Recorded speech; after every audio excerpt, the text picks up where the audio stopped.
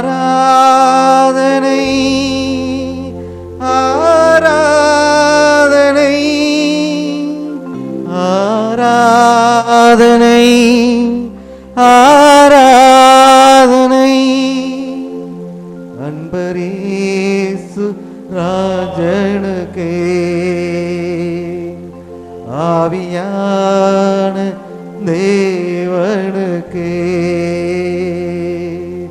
அன்பரேசு ராஜனுக்கே ஆவியான தேவனுக்கே. கிறிஸ்துவில் பிரியமானவர்களே, வானங்களுக்கு மேலாக புகழப்படக்கூடியவர், விண்ணுலகம் அவரது அரியணை, இந்த மண்ணுலகம் அவரது கால்மனை, உலகம் கொல்ல முடியாத பேறுபலன்கள் கொண்டவர், தொடக்கமும் முடிவும் இல்லாதவர், கடவுள் தன்மையில் விளங்கியவர், அதை ஒரு பொருட்டாக கருதாமல் அடிமையின் கோலம் பூண்டு மனிதரானார் என்று திருவிழியத்திலே வாசிக்கிறோமே. தமத்திருத்துவத்தில் இரண்டாவது ஆள், 100% கடவுள் 100% மனிதன். இதோ உங்களையும் என்னை மீட்டுக் கொள்வதற்காக இந்த உலகத்திலே மனிதனாக பிறந்து தனது விலையேற பெற்ற இரத்தத்தினாலே சுத்திகரித்திருக்கிறார், சுவிகார பிள்ளைகளாக மாற்றியிருக்கிறார். இந்த ராஜனை, இந்த இயேசுவை, இந்த மெசையாவை, இந்த இம்மானுவேலை, இந்த இயேசு கிறிஸ்துவை பாடி புகழ்ந்து ஆராதிக்க நாம் இங்கே வந்திருக்கிறோம். இந்த தவக்காலத்தின் பயணத்திலே இரண்டாவது வாரத்தில் இருக்கிறோம். கடவுளோடு உள்ள உறவில் எப்படி நாம் வளரப்போகிறோம் என்று தொடர்ந்து சிந்தித்தவர்களாக, ஆண்டவரின் நெருக்கத்திற்கு, அவர் நெஞ்சத்திற்கு நெருக்கமானவர்களாக வாழ முயற்சி செய்வோம். பிரியமானவர்களே, அன்று ஆண்டவரை யாரெல்லாம் காண வேண்டும் என்று விரும்பினார்களோ அவர்களெல்லாம் கண்டார்கள். சக்கேயு ஓடிப்போய் மரத்திலே ஏறிக்கொண்டான். அவன் குட்டையாக இருந்தான். அதை இவர் பொருட்டாக கருதவில்லை. அவர் ஒரு அடி எடுத்து வைத்தார். ஆண்டவர் அவனை நோக்கி நெருங்கி வந்து, நான் இன்று உன் வீட்டில் விருந்துண்ண வேண்டும் என்று சொன்னார். நாம் எடுக்கிற ஒவ்வொரு முயற்சிகளுக்கும் ஆண்டவர் பதில் சொல்கிறவராயிருக்கிறார். ஆமென். ஆண்டவர் அவர் வீட்டுக்கு சென்றார். அவர் வீட்டுக்கு சென்றார். பாருங்கள் அவர் வாழ்வில் ஏற்பட்ட மாற்றங்களை.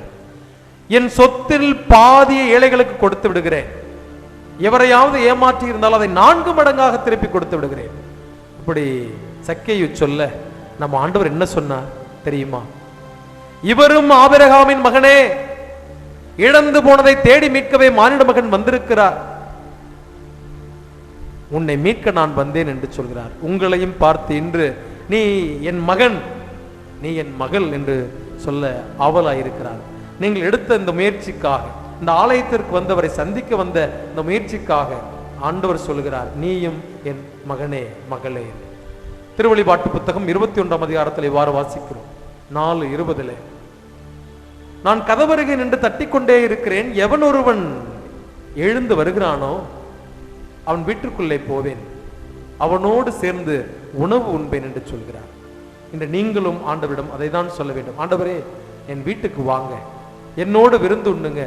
சக்கேயு வீட்டுக்கு போனீங்களே, என் வீட்டுக்கு வரமாட்டீங்களா அப்படின்னு கேட்கணும். இந்த தியான நேரம் முழுவதும், ஜெப வேலை முழுவதும் நாம் சொல்ல வேண்டியது இதுதான். அன்று அந்த பர்த்திமேயு குருடன் சொன்னானே, ஆண்டவரே தாவீதின் மகனே என் மீது இறங்கும் என்று. எத்தனையோ பேர் அவரை தடுத்தார்கள்.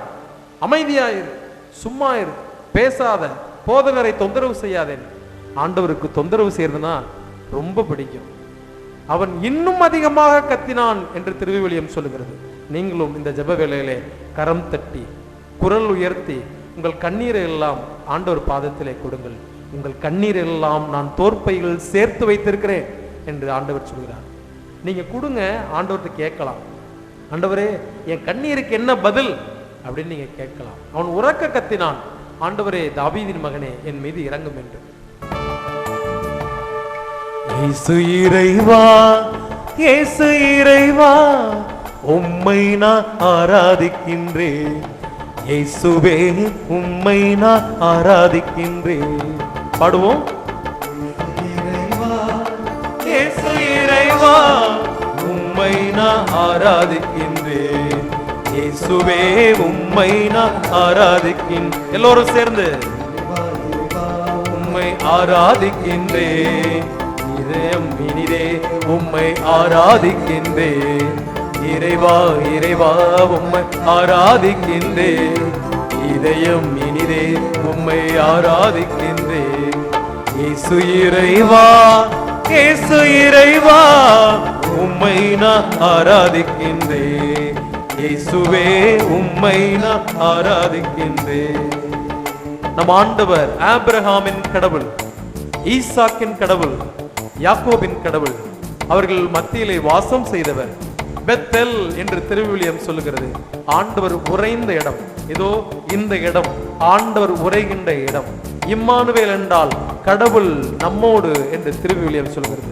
இந்த இம்மானுவேல் ஆகிய ஆண்டவர் இயேசு இன்று நமது மத்தியில் இருக்கிறார். அவரை வாழ்த்தி போற்றி ஆராதித்து நன்றி சொல்லுவோம்.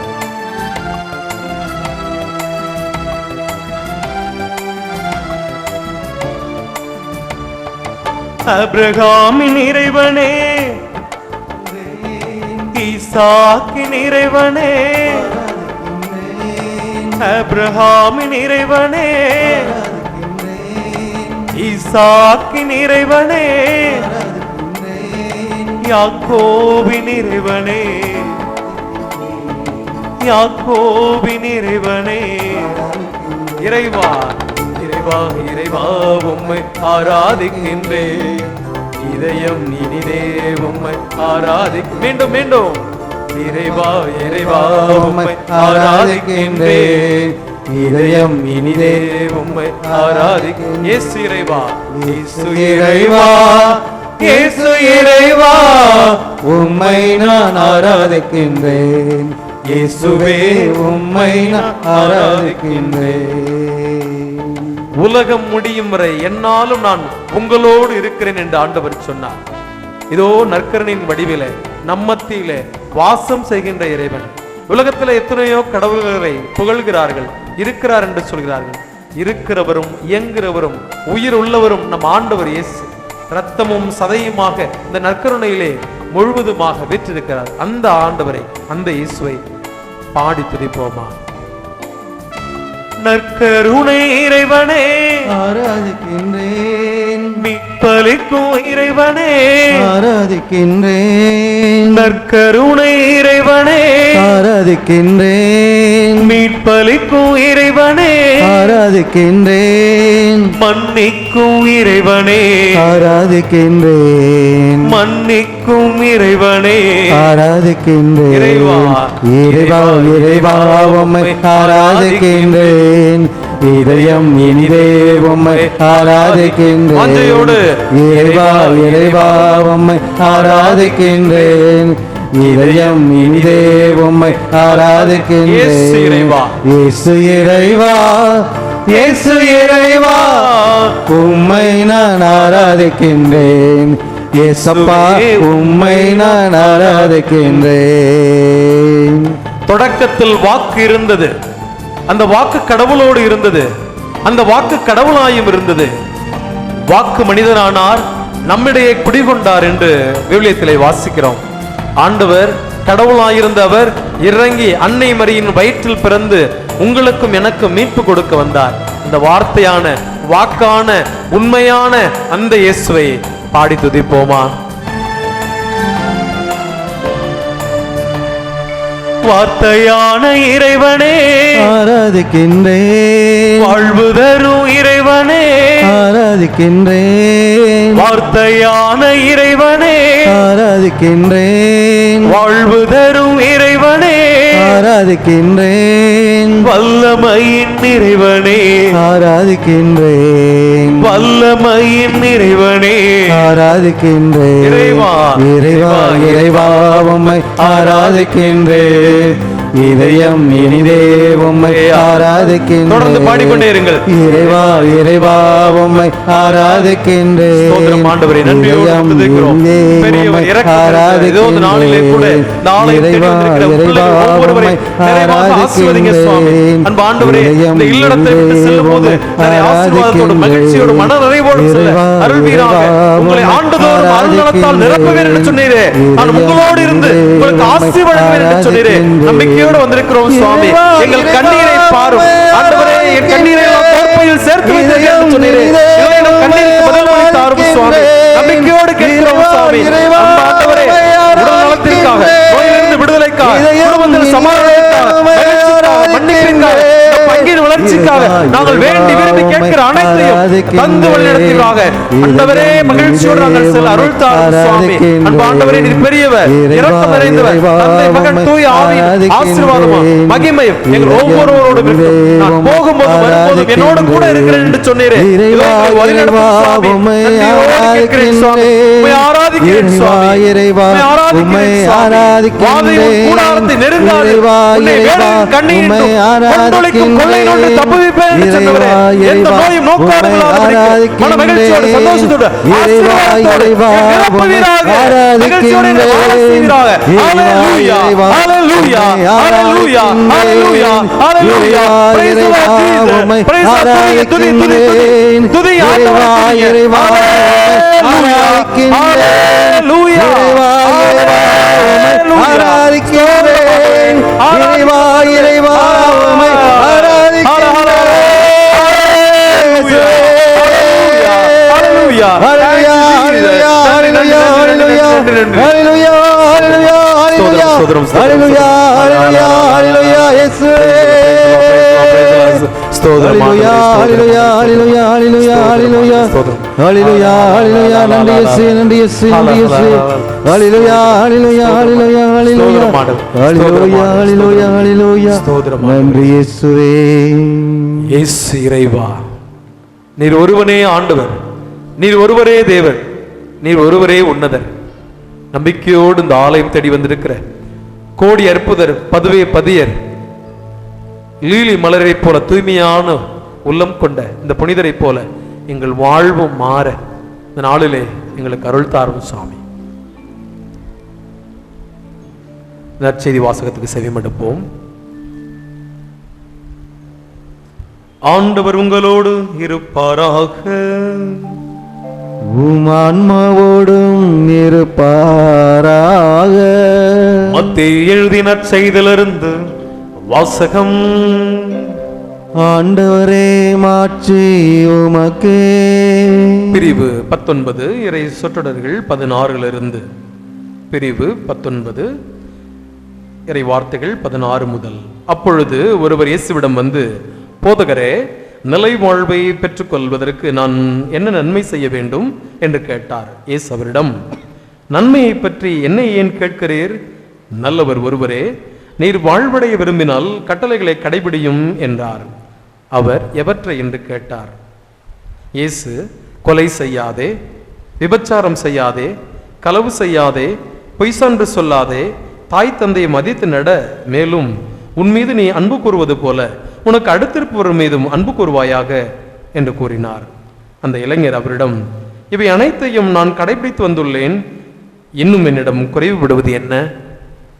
இன்னும் என்னிடம் குறைவு விடுவது என்ன என்று கேட்டார். அதற்கு இயேசு, நிறைவுள்ளவராக இருக்க விரும்பினால் நீர் போய் உம் உடைமைகளை விற்று ஏழைகளுக்கு கொடும், அப்பொழுது விண்ணகத்தில் நீர் செல்வராயிருப்பீர், பின்பு வந்து என்னை பின்பற்றும் என்றார். அவர் சொன்னதை கேட்ட அந்த இளைஞர் வருத்தத்தோடு சென்று விட்டார், ஏனெனில் அவருக்கு ஏராளமான சொத்துக்கள் இருந்தன. இயேசு தம்மிடம், செல்வர் விண்ணரசில் புகுவது கடினம் என நான் உங்களுக்கு உறுதியாக சொல்லுகிறேன் என்றார். ஆண்டவரின் அருள்வாக்கு. கிறிஸ்துவே உமக்கு புகழ். பிரியமானவர்களே, அமர்வோம்.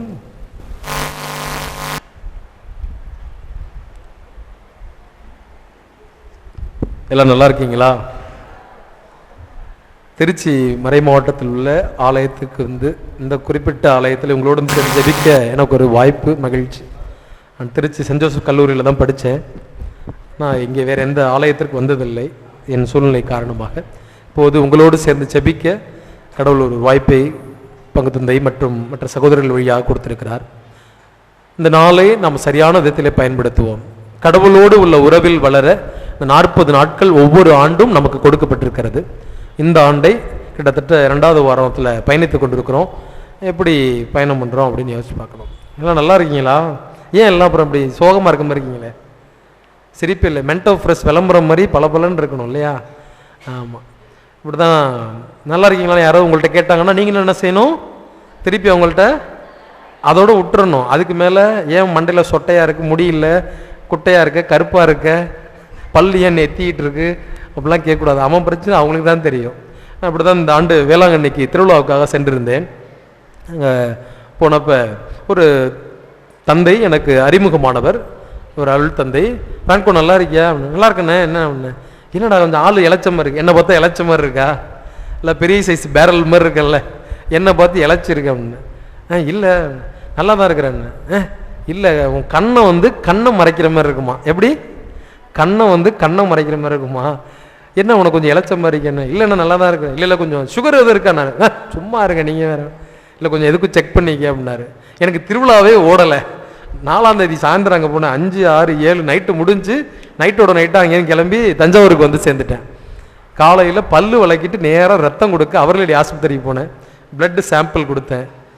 கொடுத்துட்டு 2 மணி நேரம் கழித்து சாப்பிட்டுட்டு வாங்கினாங்க. எனக்கு பக்குன்னு இருந்துச்சு, சரியாகவே சாப்பிடலை.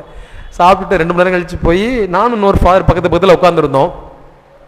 கொஞ்ச நேரம் கழிச்சு 2வது சாம்பிள்னு கொடுத்துட்டு உட்காந்துருக்குறோம். அரை மணி நேரத்தில் ரிசல்ட் கிடச்சிருன்ட்டு திடீர்னு ஒரு நர்ஸு பொண்ணு வந்து என்னை பார்த்து, ஃபாதர் உங்களுக்கு சுகர் இருக்கான்னு. எனக்கு உயிரே போச்சு. அம்மா எனக்கு சுகர்லாம் இல்லைம்மா, இதுதான் ஃபஸ்ட் டைம் நான் வந்திருக்கேன் அப்படின்னு. உங்கள் பேர் தானே ஆரோக்கியசாமி? நான் அட சும்மா இருமா நீ வேற, என் பேர் ஃப்ரான்கோ. எனக்கு உயிரே போச்சு. என் பேர் ஃப்ரான்கோ. பக்கத்தில் இருக்கிற ஃபாதர் என் பேர் தான் ஆரோக்கியசாமி, எனக்கு 15 வருஷமாக இருக்குது அப்படின்னாரு. இப்போ உங்களுக்கு என்ன தோணுதுன்னாக்கா இவனுக்கு கண்டிப்பாக இருக்குன்னு தானே தோணுது. எப்படி ஒரு 1/2 கிலோவாவது இருக்கணும். Praise the Lord, praise the Lord. நான் ஒரு அந்தோனியார் பக்தர். எங்கள் தெருவில் நான் இருக்கிற பகுதியில் அந்தோனியார் கோயில் தான். சகோதரர் அவர்களுக்கு தெரியும். அந்தோனியார் கோயிலில் வேண்டிக்கிட்டு போனேன். எனக்கு எந்த பிரச்சனையும் இல்லை. Praise the Lord. கடவுள் என்னை கரம் காத்து கொண்டார். எதிர்காலத்தில் வந்தாலும் அதை பற்றி எனக்கு பிரச்சனை இல்லை. அதோடு தொடர்ந்து வேலை செய்வேன். எனவே எனக்கு பிரியமானவர்களே, யாராவது உங்களை பார்த்து நல்லா இருக்கீங்களா அப்படின்னு கேட்டால் நல்லா இருக்கீங்கன்னு விட்டுருங்க.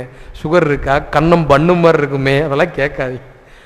வடிவில் ஒரு திரைப்படத்தை சொல்வார்ல, என்ன நல்லா இருந்தா கண்ணம் பண்ணு மாதிரி இருக்குமா? இப்போ உங்களுக்கெல்லாம் கண்ணம் பண்ணு மாதிரி இருக்க மாதிரி பார்த்துக்குங்க, அவ்வளோதான். எனக்கு பிரியமானவர்களே, இந்த கிறிஸ்துவோடு உள்ள உறவில் வளர 40 நாட்கள் அதை எப்படி நம்ம பயன்படுத்திக்கிட்டு இருக்கோம் அப்படின்னு யோசிச்சு பாருங்க. இந்த நாட்களில் பார்த்தீங்கன்னாக்க சிஸ்டர் யாரு, இறைமக்கள் யாருன்னே தெரியாது. சிஸ்டர் போட்டிருக்க உடுப்பு மாதிரியே சில பேர் இந்த காவி உடுப்பு உடுத்துருப்பாங்க, பார்த்தீங்களா? நான் வந்து வணக்கம் சிஸ்டர் அப்படின்னா, நான் சிஸ்டர் இல்லை நான் அப்படி. ஏன்னா அவங்க பொட்டு வேற வைக்க மாட்டாங்க. அதில் இந்த மாலை போட்டவங்க இந்த 40 நாட்களில் பயங்கர ஆச்சாரமாக இருப்பாங்க. நீங்களாம் பீச் ஓரமாக இருக்கீங்களா? பயங்கர ஆச்சோரமாக இருப்பாங்க. பார்த்தீங்கன்னா காலில் செருப்பு போட மாட்டாங்க, நான்வெஜ் சாப்பிட மாட்டாங்க.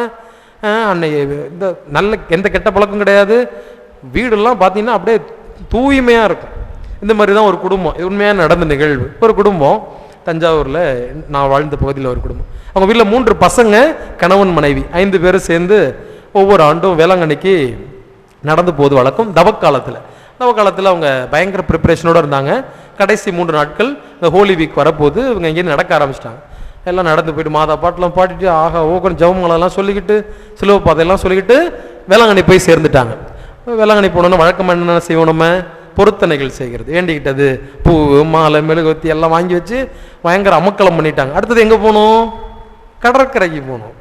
பிள்ளைங்களும் மனைவி அவங்களாம் சேர்ந்து மீன் வாங்க போயிட்டாங்க. இவர் என்ன பண்ணார்? இடுப்பில் ஒரு கலர் தண்ணி சொருவியிருந்தார். எங்கே வாங்கினாருன்னு யாருக்கும் தெரியாது, ஆண்டவருக்கு மட்டும் தான் தெரியும். எடுத்தார், தண்ணி கூட குடைக்காம சொடன்னு குடிச்சு முடிச்சாரு. ஒரே சண்டை, பிள்ளைங்களையும் தன் மனைவியும் போட்டு ஒரே அடி உத குத்து. அந்த மனைவி பார்த்தாங்க, விடிய விடிய இவரோட இருந்தாக்க பிரச்சனை அதிகமாகிடுன்ட்டு தான் 3 பிள்ளைகளையும் கூட்டிக்கிட்டு எங்கே வந்துட்டாங்க? தஞ்சாவூர் வந்து சேர்ந்துட்டாங்க.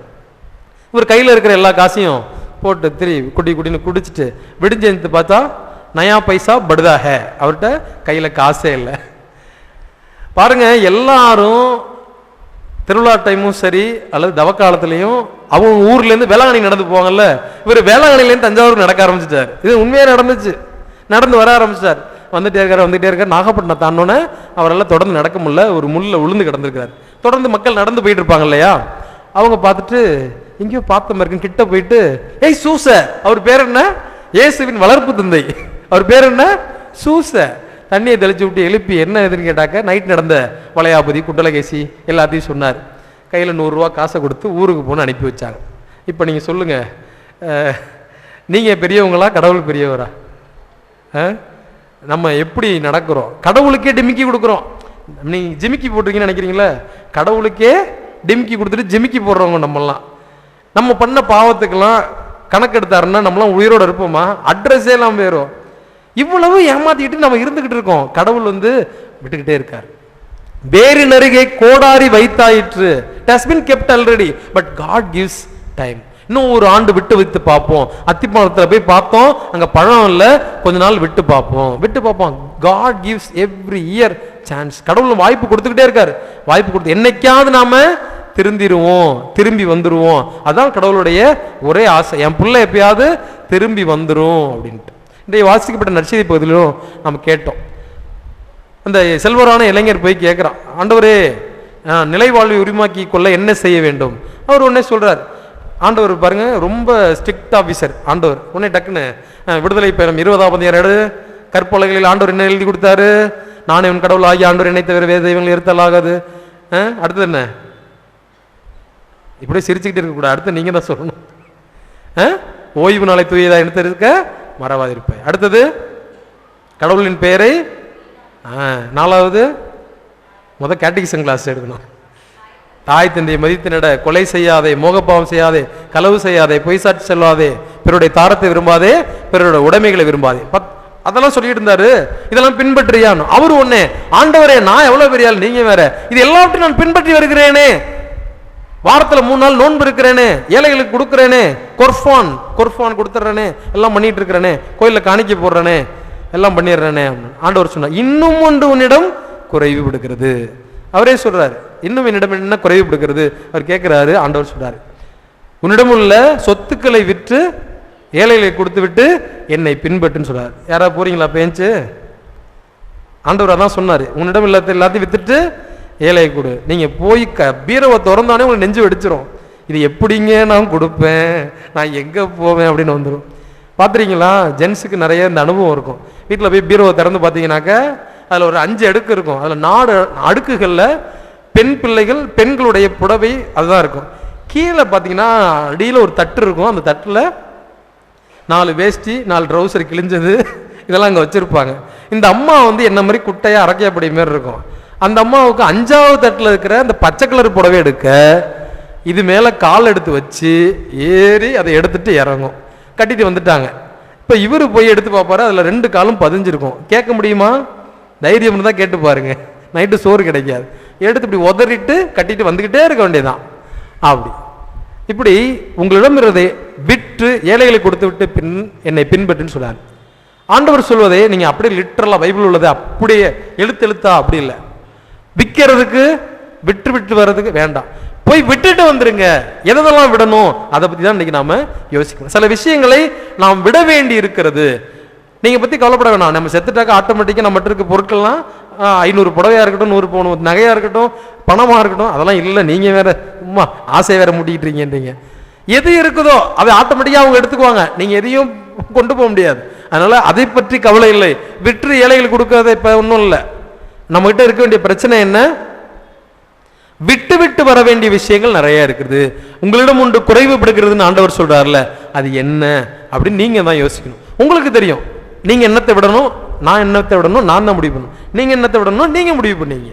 இந்த 1 மணி நேரமும் தொடர்ந்து நம்ம சிந்திக்கிற நேரத்தில் என்கிட்ட என்னென்னலாம் குறைபாடுகள் இருக்கு, பொய் சொல்றதா இருக்கலாம், கெட்ட வார்த்தை பேசுறதா இருக்கலாம், பிறரை பற்றி பொய் சான்று சொல்றதா இருக்கட்டும், அவங்களை பற்றி இல்லாதது பொல்லாததை சொல்றதா இருக்கலாம், அப்படி ஏகப்பட்ட விஷயம் அவங்களுக்கு தெரியும். முன்னாள் பாப்பானவர் அதுதான் சொல்றாரு, சொற்கொலை எல்லாம் நினைச்சிட்டு 5வது கட்டளை என்ன? 5வது கட்டளை கொலை செய்யாதிருப்பாயாக. கையில கத்தி எடுத்து குத்துறது தான் கொலைன்னு நினைச்சிட்டு இருப்போம். நாக்கு தான் கத்தி, அது போதும், ஆளை கிழிச்சு குத்தி சுக்குநூறா போட்டுரும். அதான் அவர் சொல்றாரு பேக் பைட்டிங் அல்லது புறங்கூறுதல், அடுத்தவர் இல்லாத நேரத்தில் அவரை பத்தி சொல்றோம்ல, அதுதான் இருக்கிறதுல மோசமானது அப்படின்னு சொல்றாரு. we kill them literally we kill them. அது மாதிரி நிறைய விஷயங்கள் நம்மிடம் குறைபாடுகள் இருக்கு, அதை கண்டுபிடிச்சு விட்டு விடுறதை பத்தி இன்னைக்கு நாம யோசிக்கணும். நாம முடிவு எடுத்துட்டு போகணும், உறுதி எடுத்துட்டு போகணும். புரியுதுங்களா? நான் ஒன்றை விட்டு கொடுத்தால்தான், இழந்தால்தான் கடவுள் எனக்கு அதை கொடுக்க முன்வர தயாரா இருக்கிறார். எனக்கு பிரியமானவர்களே, இந்த பிரச்சனை நமக்கு இன்னைக்கு உருவாகல, ஆதி காலத்துல இந்த பிரச்சனை நமக்கு இருக்குது. நம்ம விட்டு விடுறது இல்ல. கடவுள் ஒன்ன சொல்லி இதை செய்யாதன்னா அதை தான் செய்யறது. நீங்க நினைச்சிட்டு இருக்கீங்கல்ல, இந்த காட்டி கொடுக்கறது, போட்டு விடுறது, கிள்ளி விடுறது, டீச்சர் போய் சொல்லுவாங்கல்ல, மிஸ் இவன் கிள்ளிட்டான், மிஸ் இவன் கடிச்சிட்டான் மிஸ். இது யாரும் ஆரம்பிச்சது நினைக்கிறீங்க? முத யார் ஆரம்பிச்சது? ஆதாம் தான். கரெக்டா சொல்றாங்க. அவர் தான் பஸ் ஆரம்பிச்சாரு. சரி, திருவிளையத்துல முதல் 11 அதிகாரங்கள் இருக்கு. 11 அதிகாரங்கள்ல 4 பாவங்கள் இருக்கு. 11 4 முதல்ல எடுத்து பாருங்க, ஆதாம் ஏவாள் 3ஆம் அதிகாரத்துல பாத்தீங்கன்னாக்க, அப்பதான் கடவுள் சுடன்னு சொல்லுவாங்கல்ல, போண்டா இப்பதான் போட்டு வச்சாங்கன்ற மாதிரி சுட இப்பதான் படைச்சு முடிச்சாரு, உடனே வெடிய ஆரம்பிச்சிட்டாங்க. இந்த கனியை மட்டும் உண்ணாதே, எல்லாத்தையும் சாப்பிடுப்பா அப்படின்னாரு. உடனே அங்க பேய் வந்து சொல்லுது, இதை செய்ய. அதெல்லாம் ஒண்ணும் இல்லை, நீ இதை செஞ்சினா நீ அவரை போல ஆயிடுவ, அதனாலதான் அப்படி சொல்றாரு. இந்த டீட்டெயில்ஸ் எல்லாம் உங்களுக்கு தெரியும். என்ன பழம் சாப்பிட்டாங்க? என்ன பழம்? அத்திப்பழம். ஒரு அம்மா அத்திப்பழம், இன்னொரு அம்மா ஆப்பிள். வேற சும்மா சொல்லுங்க, தப்பு இல்லை. வாழைப்பழம், மாதுளம்பழம், சீத்தாப்பழம், பெரு சைஸ் பலாப்பழம், பழம் சாப்பிட்டதெல்லாம் இங்க பிரச்சனை இல்லை. ஒரே ப்ராப்ளம், கீழ்ப்படியாமை. கடவுள் ஒன்றை சொல்லி இதை செய்யாதன்னு சொன்னாரு, அதை அவங்க செஞ்சாங்க, அவ்வளவுதான். கீழ்ப்படியாமை என்ற பாவம் தான் அவர்கள் செய்து. பாவம் என்பது அந்த இமேஜரி, அதெல்லாம் இந்த பழத்தான் அந்த பழம்னு சொல்றதெல்லாம். இப்போ ஆண்டவர் கேட்கிறார். அவர் கேட்ட கேள்வி வெரி சிம்பிள் கொஸ்டின், எங்கே இருக்கிறாய் ஆதாம், எங்கே இருக்கிறாய்? வேற ஒண்ணுமே கேட்கல. நீ தப்பு பண்ணிட்ட, நீ ஓடி போய் ஒளிஞ்சுக்கிற. ஆண்டவர் கேட்கிறார், என்ன செய்யணும்? ஐயா என்ன மன்னிச்சிருங்க, நான் பண்ண தப்பு, இந்த மாதிரி நான் பழத்தை சாப்பிட்டேன், கதை முடிஞ்சிச்சுல. ஆண்டவர் ஐயோ மன்னிச்சு விட்டுருப்பாரு. ஆண்டவரே, நீர் கொடுத்த இந்த பெண் மிஸ் இவன் கடிக்கிறான், மிஸ் இவன் கிள்ளிட்டான், இவன் மிஸ் தள்ளி விட்டான், இதான் நீர் கொடுத்த இந்த பெண் இப்படி பண்ணிட்டா. அப்பையும் பாருங்க, ஆண்டவர் மேல போட்டு வர்றாரு. ஆண்டவர் மேல, நீங்க பண்ணதான் தப்பு, இந்த பிள்ளைய கொடுத்தீங்களே இவ சரியில்லை, இவ கொடுத்ததுனால தான் சாப்பிட்டேன். அந்த அம்மா மட்டும் சாதாரண ஆளா? ஆம்பளை நீனே எப்படின்னா நான், நீங்க வேற, நீங்க படைச்ச இந்த பாம்பு தான் கொடுத்துச்சு, முடிஞ்சு போச்சு சோழி. பாம்புக்கு பேச முடியாதுல்ல, மேற்கொண்டது என்ன பேசும்? புல் ஸ்டாப்பாங்க, முடிஞ்சு போச்சு. இவங்க 2 பேரும். ஆண்டவர் என்ன சொன்னாரு? வெளில போங்கடா ஐயோக்கிய ராஸ்கல்களால் விரட்டி விட்டார்.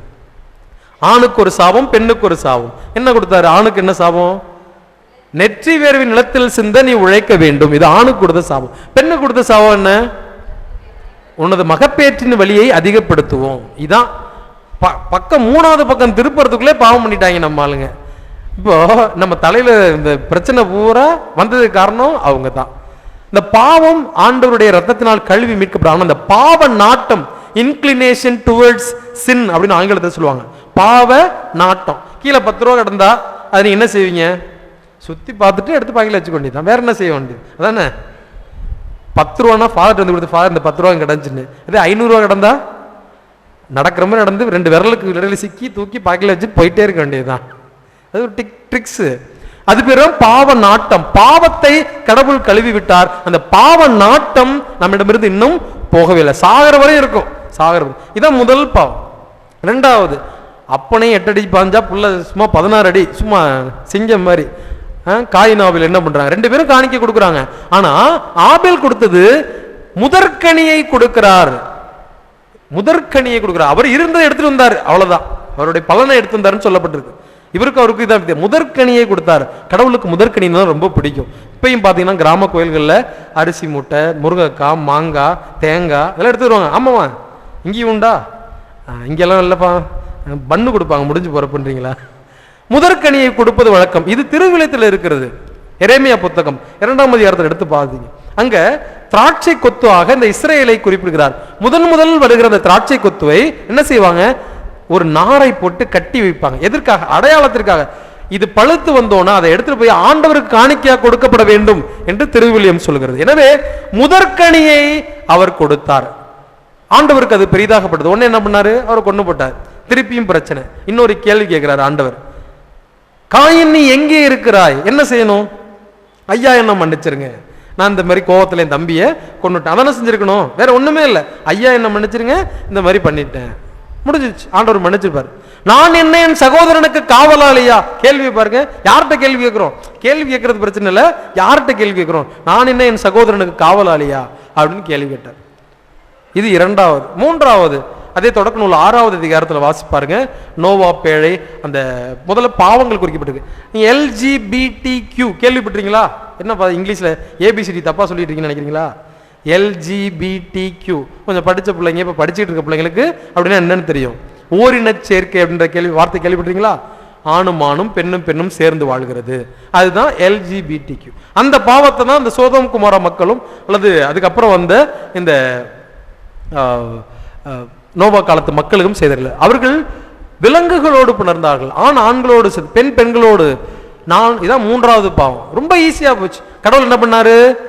நோவா குடும்பத்தை மட்டும் எடுத்துக்கிட்டு 2 ஜோடியா பெட்டகம் செஞ்சு பாதுகாப்பா கொண்டு போய் விட்டார். இது மூன்றாவது. 4வது பாவம் ஒண்ணு பண்றாங்க. 11வது எடுத்து பாருங்க. பாபேல் கோபுரம். அவங்க என்ன நினைக்கிறாங்க? அவங்களுக்குள்ள பேசிக்கிறாங்க. அவங்களுக்குள்ள என்ன பேசிக்கிறாங்க? நாம ஒரு பெரிய கட்டடம் கட்டி நமது பெயரை நிலைநாட்ட செய்வோம். எடுத்து வாட்சி பாருங்க. நமது பெயரை யாருடைய பெயர் விளங்க வேண்டும்? யார் உலகத்தை படைத்தார்? யார் கடவுள்?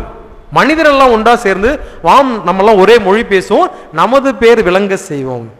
இப்படி 11 அதிகாரத்திலே 4 பாவங்கள். ஆனா கடவுள் நம்மை விட்டுவிடவே இல்லை. தொடக்க நூல் 3ஆம் அதிகாரம் 15வது வசனம் யாராவது ஒருத்தர் வாசிங்க. தொடக்க நூல் 3:15. உனக்கும் பெண்ணுக்கும் உன் வித்துக்கும் அவள் வித்துக்கும் பகைமையை உண்டாக்குவோம், அவள் வித்து உன் தலையை காயப்படுத்தும். Very good. பாருங்க, அன்னை மரியாவின் சுரூபம் இருக்கும். அதுல மாதா சாத்தானின் தலையை, அதாவது இந்த பாம்பின் தலையை மிதித்து கொண்டிருந்த தெய்வம். உனக்கும் பெண்ணுக்கும் உன் வித்துக்கும் பெண் வித்துக்கும் பகைமையை உண்டாக்குவோம் அப்படின்னு ஆண்டவர் சொல்றாரு. உனக்கும் பெண்ணுக்கும், யார் அந்த உனக்குன்றது? சாத்தான். பெண்ணுக்கும்ன்றது அன்னை மரியா. உன் வயிற்றில் வளரப்போகிற அந்த கனி யாரு? உன் திருவயிற்றின் கனியுமாகிய இயேசுவும் ஆசீர்வதி. அந்த கனி யாரு? இயேசு சாமி பாவத்தின் கொடுக்கை அகற்ற வந்தார். அதான் இப்ப கடவுள் நம்மை சாதாரணம் அப்படியே விட்டுறல. என் பிள்ளைங்க பாவம் பண்ணவங்க அப்படியே போயிட்டோம், ஒளிஞ்சு போயிட்டோம். நான் தான் உங்களை படைச்சேன், பார்த்து படைச்சேன். என் குருவிலும் சாயலும் அவர்களை படைத்தேன், அவர்கள் நாசில் என் உயிர் மூச்சை ஊதினேன். இருந்தாலும் அவங்க பாவம் பண்ணாங்க, விடல. உடனடியாக மீட்பரை வாக்களித்தார். 3வது பக்கத்திலேயே, திருவிழத்தின் 3வது பக்கங்களிலே மீட்பரை உடனடியாக வாக்களித்தார் நம்ம ஆண்டவர். வாக்களித்தது மட்டுமல்ல, கடவுளாக இருந்த அவர் மனிதனாக இறங்கி வந்தார். ஏன் நம்மள யாரோ ஒருத்தர் அதை செஞ்சிருக்க முடியுமா? முடியாது. ஏன்? ஒரு நீதிமான் ஒரு நாளை 7 முறை பாவம் செய்கிறான். இங்க இருக்கிற நம்ம யாருமே அதை செய்ய முடியாது. ஆண்டவர் இயேசு கிறிஸ்து மனிதரின் சார்பாக கடவுளாய் இருக்கிற அவர் இறங்கி சிலுவையிலே நமது பாவங்களுக்காக இறந்து போனார். ஆஃப்டர் ஆல் கடவுள் நம்மகிட்ட என்னதான் கேட்கிறார்? உங்களிடம் என்னிடமும் குறைவுபடுவது என்ன? கடவுள் உங்கள்கிட்ட என்னங்க நம்ம கேட்கிறாரு? பழைய ஏற்பாட்டு புத்தகம் சொல்லுகிறது, I am your God, you are my people. வேற ஒண்ணுமே இல்லை. நான் உங்கள் கடவுள், நீங்கள் என் மக்கள். வேற ஒண்ணுமே எனக்கு வேணாம்பான்னு கேட்கிறார். நீ கொடுக்கிற நவரச பொருட்களோ, காணிக்கை பொருட்களோ, இந்த தூபமோ, இல்ல போடுற மாலையோ, இதெல்லாம் என்னுடைய சாட்டிஸ்பாக்சன். என்கிட்ட 500 ரூபா இருந்தாக்கா 500 ரூபாய்க்கு மாலை போடுவேன். 10 ரூபா இருந்தா வெளியில இருக்கிற 10 ரூபாய்க்கு பூ வாங்கி போடுவேன். 20 ரூபா இருந்தா உப்பு வாங்கி வைப்பேன், மெழுகுவத்தி வாங்கி வைப்பேன். இல்லாதவங்களுக்கு எதை நீ கொடுக்கிறாய்? இல்லாத ஒன்றையா? நான் படைத்ததை கொடுக்கிற. அப்ப கடவுள் விரும்புவது உங்களது நீர்ம படையலையோ, மாவு படையலையோ, உங்கள் பூவையோ, நவரச தானியங்கள் இல்லை. ஆண்டவர் விரும்புவது இதுதான், அவர் கேட்பது இதுதான். I am your God, you are my people. நான் கடவுளா இருக்கேன்ப்பா, நீங்க என் பிள்ளையாரு, வேற ஒண்ணுமே இல்லை. நீங்கள் மக்களாக இருங்கள். கஹால் யாவே அப்படின்னு எபிரேய வார்த்தை சொல்கிறது. என் பிள்ளையாரு, வேற ஒண்ணுமே எனக்கு வேணாம். அதான் ஆண்டவர் சொன்னார். அதற்காக அவர் நம்மோடு என்ன செஞ்சுக்கிட்டாரு? உடன்படிக்கை செய்து கொண்டார் என்று திருவில்லியம் சொல்லுது. திருவில்லியத்தில் மொத்தம் 5 உடன்படிக்கைகள் குறிப்பிடப்படுகின்றன. முதல் உடன்படிக்கைனா என்ன அப்படின்னு தெரிஞ்சுக்கணும். அதுக்கு முன்னாடி ப்ராமிஸ்ன்னு கேட்டிருக்கீங்களா? நாளைக்கு வா, உனக்கு 500 ரூபா பணம் தரேன் ஒருத்தவங்க கேட்குறவங்கள்ட்ட சொல்றீங்க. அடுத்த நாள் வந்தோன்னா சிம்பிளா சொல்லிடலாம், மன்னிச்சிருங்க, என்னால பெரட்ட முடியல. என்ன முடியல? பெரட்ட முடியல, முடிஞ்சு போச்சு. லீஸ்ன்னு சொல்லுவாங்க, அக்ரிமெண்ட். ஒரு கடையை அல்லது இடத்த 3 ஆண்டுக்கு அப்படின்னு சொல்றீங்க. 3 ஆண்டுல ஏதாவது கோளாறு நடந்தா என்ன செய்யலாம்? அதை கேன்சல் பண்ணிட்டு காசை கொடுத்து திருப்பி, முடிஞ்சு போச்சு. இப்போ ப்ராமிஸ் மீறலாம், வாக்குறுதியை மீறலாம். லீஸுக்கு விடுறீங்க, அந்த அக்ரிமெண்ட் உடன்படி, அதை என்ன செய்யலாம்? மீறலாம். ஆனா மீறப்பட முடியாத ஒன்று இருக்கிற, அது பேர் தான் உடன்படிக்கை. அதை தான் கடவுள் மக்களோடு செய்து கொண்டாரு. பொதுவா உடன்படிக்கை யாரோடு செய்து கொள்ளப்படும் அப்படின்னு விவிலியம் சொல்கிறதுனா, 2 ஈக்குவல் ஸ்டேட்டஸ் உள்ளவங்களோட, 2 ராஜாக்கள் உடன்படிக்கை செய்து கொள்வார்கள். நீ இந்த டெரிட்டரிக்குள்ள வரக்கூடாது, நான் அந்த டெரிட்டரிக்குள்ள வர மாட்டேன், இதான் உடன்படிக்கை. ஆனா கடவுள் மனிதன், படைத்தவர் படைப்பு பொருள். see the difference. கடவுள் யாரோட உடன்படிக்கை செய்துகிறார்? நம்மளோட. ஆற்றல் நம்மெல்லாம் படைக்கப்பட்ட பொருட்கள், நம்மோடு உடன்படிக்கை செய்துள்ளார். நீ என் பிள்ளையாரு, அது மட்டும்தான். என்ன உடன்படிக்கை? உடன்படிக்கையோட அர்த்தம் உங்களுக்கு புரியணும்னா, திருமணத்தின் போது கைகளை பிடித்துக் கொண்டு சொல்வீர்கள் அல்லவா, இன்பத்திலும் துன்பத்திலும் உடல் நலத்திலும் நோயிலும் நான் உங்களுக்கு பிரமாணிக்கமா இருப்பேன். திருமண கிறிஸ்தவத்தை பொறுத்தளவு என்ன இல்ல, டைவர்ஸ் கிடையாது. டைவர்ஸ் நீங்க எத்தனை முறை என்ன வாய்ப்பே இல்லை, சண்டை போறீங்க, பிரிஞ்சு போறீங்க, நோ நோ டைவர்ஸ். அங்க நல்லிட்டி அப்படின்னு ஒரு இங்கிலீஷ் வார்த்தை, தொடக்கத்திலிருந்தே அது கல்யாணமா இல்லை அப்படிதான் சொல்ல முடியுமே தவிர, திருமணத்துல, கிறிஸ்தவ திருமணத்துல என்ன இல்லை, டைவர்ஸ். அதனாலதான் அது பேரு உடன்படிக்கை. உடன்படிக்கை உடைக்கப்பட முடியாது. எபிரேயத்துல ஒரு வார்த்தை சொல்லப்பட்டிருக்கு, கராத் பெரித். பெரித்னா உடன்படிக்கைன்னு அர்த்தம், கராத்னா கட்டுன்னு அர்த்தம். கராத் பெரித். இப்ப உடன்படிக்கை என்ன செய்யப்படக்கூடாது? உடைக்க முடியாது. அதான் அதோட அர்த்தம். யார் உடன்படிக்கையை மீறுகிறார்களோ அவர்கள் வெட்டப்பட வேண்டும் அப்படின்னு திருவிழியம் சொல்லி, நான் சொல்லல. நான் ஒவ்வொன்றாக முதல் இதை எடுத்து பார்ப்போம். முதல் உடன்படிக்கை கடவுள் யாரோடு செய்து கொண்டார் அப்படின்னாக்க, நோவாவோடு. தொடக்க நூல் 9ஆம் அதிகாரம் 12 வாசிங்க. 9:12. ம் ம் ம் ம் ம் ம்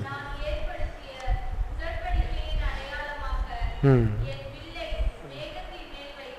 என் வில்லை மேகத்தின் மீது வைக்கிறேன், என்றும் நிலைத்திருக்கும்படியான அந்த உடன்படிக்கையை. என்ன அது உடன்படிக்கை? இதுக்கு மேல தண்ணீரை வைத்து இந்த உலகத்தை அழிக்க மாட்டேன், வெள்ளப்பெருக்கு இன்னும் வராது அப்படின்னு ஆண்டவர் சொல்றார். அதான் உடன்படிக்கை. நம்ம 2 பேரும் உடன்படிக்குவோம். ஏற்கனவே பாவம் பண்ணீங்க, அதனால உங்களை நான் அழிச்சேன், ஆனா இனிமே உங்களோட நான் அதை செய்ய மாட்டேன். இனிமே அதான் முதல் உடன்படிக்கை. நோவாவோடு செய்திருந்தால் அதற்கு அடையாளமாக வானவில்லை அல்லது வில்லை வைத்தார். 2வது உடன்படிக்கை ஆபிரகாமோடு. எடுங்க தொடக்க நூல் 12:2. தொடக்க நூல் 12:2. உன்னை நான் பெரிய இனமாக்குவேன். கடவுள் இருக்கிற ஆசீர்வாதம் அந்த உடன்படிக்கை பாருங்க. உனக்கு நான் ஆசி வழங்குவேன், உன் பேரை நான் சிறப்புற செய்வேன், நீயே ஆசியாக விளங்குவாய். இதான் கடவுள் கொடுத்திருக்கிற. கடற்கரை மணலை போலவும் வானத்து விண்மீன்களை போலவும் உன்னை பெருக செய்வேன். அப்படியே 15 எடுங்க. அதே 15ஆம் அதிகாரம் 8வது வசனத்திலிருந்து வாசிங்க. இந்த கராத் பெரித்னு சொன்னல, அப்படின்னா என்ன அப்படின்னு மிக தெளிவாக கொடுப்போம். யாரு உடன்படிக்கையை மீறுகிறார்களோ அவர்களுக்கு என்ன நடக்கும் அப்படின்னு சொல்லப்பட்டிருக்கு. 15ஆம் அதிகாரம் 8வது வசனத்திலிருந்து வாசிங்க. அதற்கு ஆபிரகாம்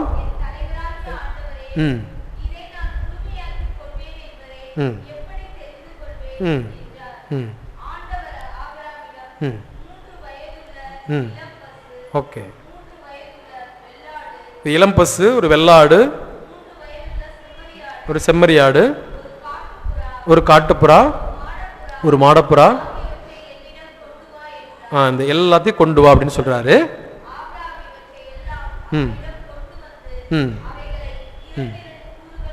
இரண்டு இரண்டு கூறுகளாக வெட்டு அப்படின்னு சொல்றாரு. கவனிங்க, இப்ப இங்க பாருங்க.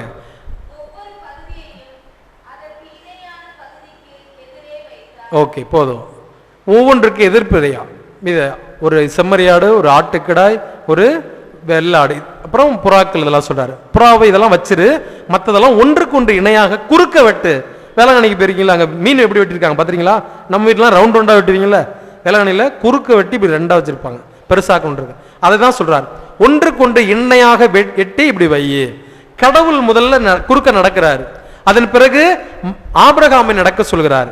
இதன் அடையாளம் என்ன, அர்த்தம் என்ன அப்படின்னா, எவன் ஒருவன் உடன்படிக்கையை மீறுகிறானோ அவன் வெட்டப்பட வேண்டும். இப்படி 2 கூறா வெட்டப்படும், அதான் அதோடைய அர்த்தம். இதான் கராத் பெரித், உடன்படிக்கை, கட் கவர்னன்ட். உடன்படிக்கை வெட்டப்படக்கூடாது. யார் ஒருவன் மீறுகிறானோ அவன் வெட்டப்படும். நோவா காலத்துல ஒரு உடன்படிக்கை வந்துச்சு, அதை யார் மீறினா? எதுக்காக 2வது உடன்படிக்கை வந்துச்சு? அதை மீறினது யாரு? ஏன் ஆபிரகாமுடைய உடன்படிக்கை வரணும்? அப்ப அது மீறப்பட்டிருக்கு. அதுக்கப்புறம் பாத்தீங்கன்னா சோதம் குமாரா அந்த நிகழ்ச்சி வரும். அப்ப மனிதன் மீறினான். மனிதன் என்ன பட்டிருக்கணும்? மனிதன் என்ன பட்டிருக்கணும்? வெட்டப்பட்டிருக்கணும். ஆபிரகாமோடு உடன்படிக்கை செய்தார், அதையும் அவன் மீறினான். 3வதாக ஒரு உடன்படிக்கை, அது மோசேயோடு செய்து கொண்டார். அப்படியே எடுத்து வாசிங்க. விடுதலை பயணம் 19 5 - 6. விடுதலை பயணம் 19 5 - 6. நீங்கள்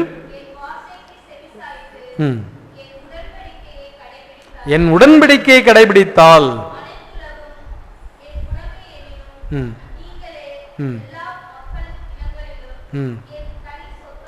எனது தனி சொத்தாக இருப்பீர்கள். ஆங்கிலத்தில் you are my treasured possession. நம்ம கையில தங்கம் வெள்ளி பவுன் எல்லாம் வச்சிருக்கோம்ல, கடவுள் சொல்ற, நீ என் பவுனு, நீ என் தங்கம், நீ என் வைரம், நீ என் மாணிக்கம், நீ என் வைடூரியம் அப்படின்னு ஆண்டவர் சொல்றார். You are my treasured possession. நீ தான் எனக்கு செல்வம் அப்படின்றார் ஆண்டவர் சொல்றார். நான் சொல்றத என் உடன்படிக்கையை நீ பின்பற்றி வந்தினா நீ தான் என் தங்கப்புள்ள அப்படின்னு ஆண்டவர் சொல்றார். யார் அந்த தங்கப்புள்ள? நீங்க தான் சொல்லணும். அப்படி 20வது அதிகாரம் அவங்களும் சொல்லிக்க வேண்டியதான். 20வது அதிகாரம் தொடக்கத்தில் பார்த்தீங்கன்னா அப்படியே 10 கட்டளைகள் வருது. கற்பலகைகளில் ஆண்டவர் கொடுக்கிறார். ஒரு வித்தியாசம் பாருங்களேன். கடவுள் எதை உனக்கு கட்டளையாக கொடுக்க விரும்புகிறாரோ அதை கற்பலகையில் எழுதுகிறார். அப்படியே ஒரு பெண் பாவத்தில் பிடிபட்டிருக்கிறார், அங்க எல்லாம் கூட்டிட்டு வராங்க. இவள் கையும் மையமாக பிடிபட்டிருக்கான்னு சொன்னோன்னு ஆண்டவர் குனிந்து தரையில் எழுதி கொண்டிருந்தார். உங்களது எனது பாவத்தை ஆண்டவர் என்ன பண்றாராம்? தரையில் எழுதி வச்சு. தரையில் எழுதி வச்சா என்ன ஆகும்? அலைஞ்சு போயிடும். கடவுள் எவ்வளவு தெரிஞ்சே செய்யறார். மீகா புத்தகம் 7ஆம் அதிகாரத்தில் வாசிக்கிறோம், கடவுள் உங்களது எனது பாவங்களை ஆழ்கடலில் கொண்டு போய் வைக்கிறார். ஒருவேளை கடவுள் வெளியில வச்சிருந்தாருன்னா நம்ம யாரா இருக்க முடியுமா? இல்லை. உங்களது பாவங்களை என் பாவத்தில் எதில் எழுதுறாரு? மண்ணில் எழுதுறாரு. உங்களது பாவத்தை என் பாவத்தை எங்க கொண்டு போய் வைக்கிறாரு? ஆழ்கடல் கொண்டு போய் வச்சிடறாரு. பார்க்காம போயிட்டு இருக்காரு. பார்த்தா என்ன வரும்? சோழி முடிஞ்சு போயிடும். வேற ஒன்றும் இல்லை, சோழி முடிஞ்சு போயிடும். இது 3வது உடன்படிக்கை. திரும்ப திரும்ப திரும்ப கடவுள் ஏமாந்து கொண்டே இருக்கிறார், நாம் ஏமாற்றி கொண்டே இருக்கிறோம். கடவுளை தொடர்ந்து இடக்கையால் வெறுத்து ஒதுக்கி கொண்டே இருக்கிறோம். இப்போ நீ எனக்கு வேண்டாம், எனக்கு சாத்ரோத் கம்பம் தான் வேணும், எனக்கு பாகால் தெய்வம் தான் வேணும், எனக்கு அதுதான் வேணும், இதுதான் வேணும். நாம தேடி தேடி தேடி தேடி போய் அந்த கோயிலுக்கு போனா இந்த அங்க மந்திரிச்சு விடுவாங்க, இந்த இங்க இது பண்ணுவாங்க. போறோமா இல்லையா? அதுதான் 3வது உடன்படிக்கையும் மீறப்படுகிறது. 4வதாக தாவீதோடு உடன்படிக்கை செய்துகிறார். எடுத்து வாசிப்போம். 2 சாமுவேல் 7ஆம் அதிகாரம் 7வது வசனம். 2 சாமுவேல் 7ஆம் அதிகாரம் 2 சாமுவேல் 7ஆம் அதிகாரம் 7வது மற்றும் 12வது வசனம். 3 உடன்படிக்கைகளை மீறிவிட்டார்கள். 4வதாக தாவீதோடு செய்து கொள்கிறார்.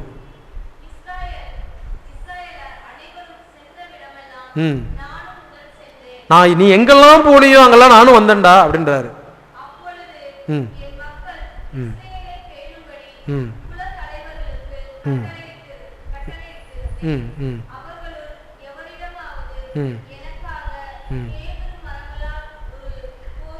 நான் உன்னோடே வந்துகிட்டே இருந்தேனே, என்னைக்காவது எனக்கு இது கொடு, கேது மரத்தால் எனக்கு ஒரு கோயில் கட்டி கொடு நான் கேட்டேன்னா இல்ல. அப்படியே 12 வாசிங்க. 12 நான் உன்ட்ட என்ன கேட்கிறேன்? இந்த உடன்படிக்கையை பின்பற்று. என் பிள்ளையாரு வேற எதுவுமே கேட்கல. எனக்கு உடன்படிக்கை பேலை கட்டிட்டு வா, எனக்கு இந்த பெரிய எருசலே மாலையும் கட்டலாம் அவர் கேட்கவே இல்லை. சொல்லுங்க 12.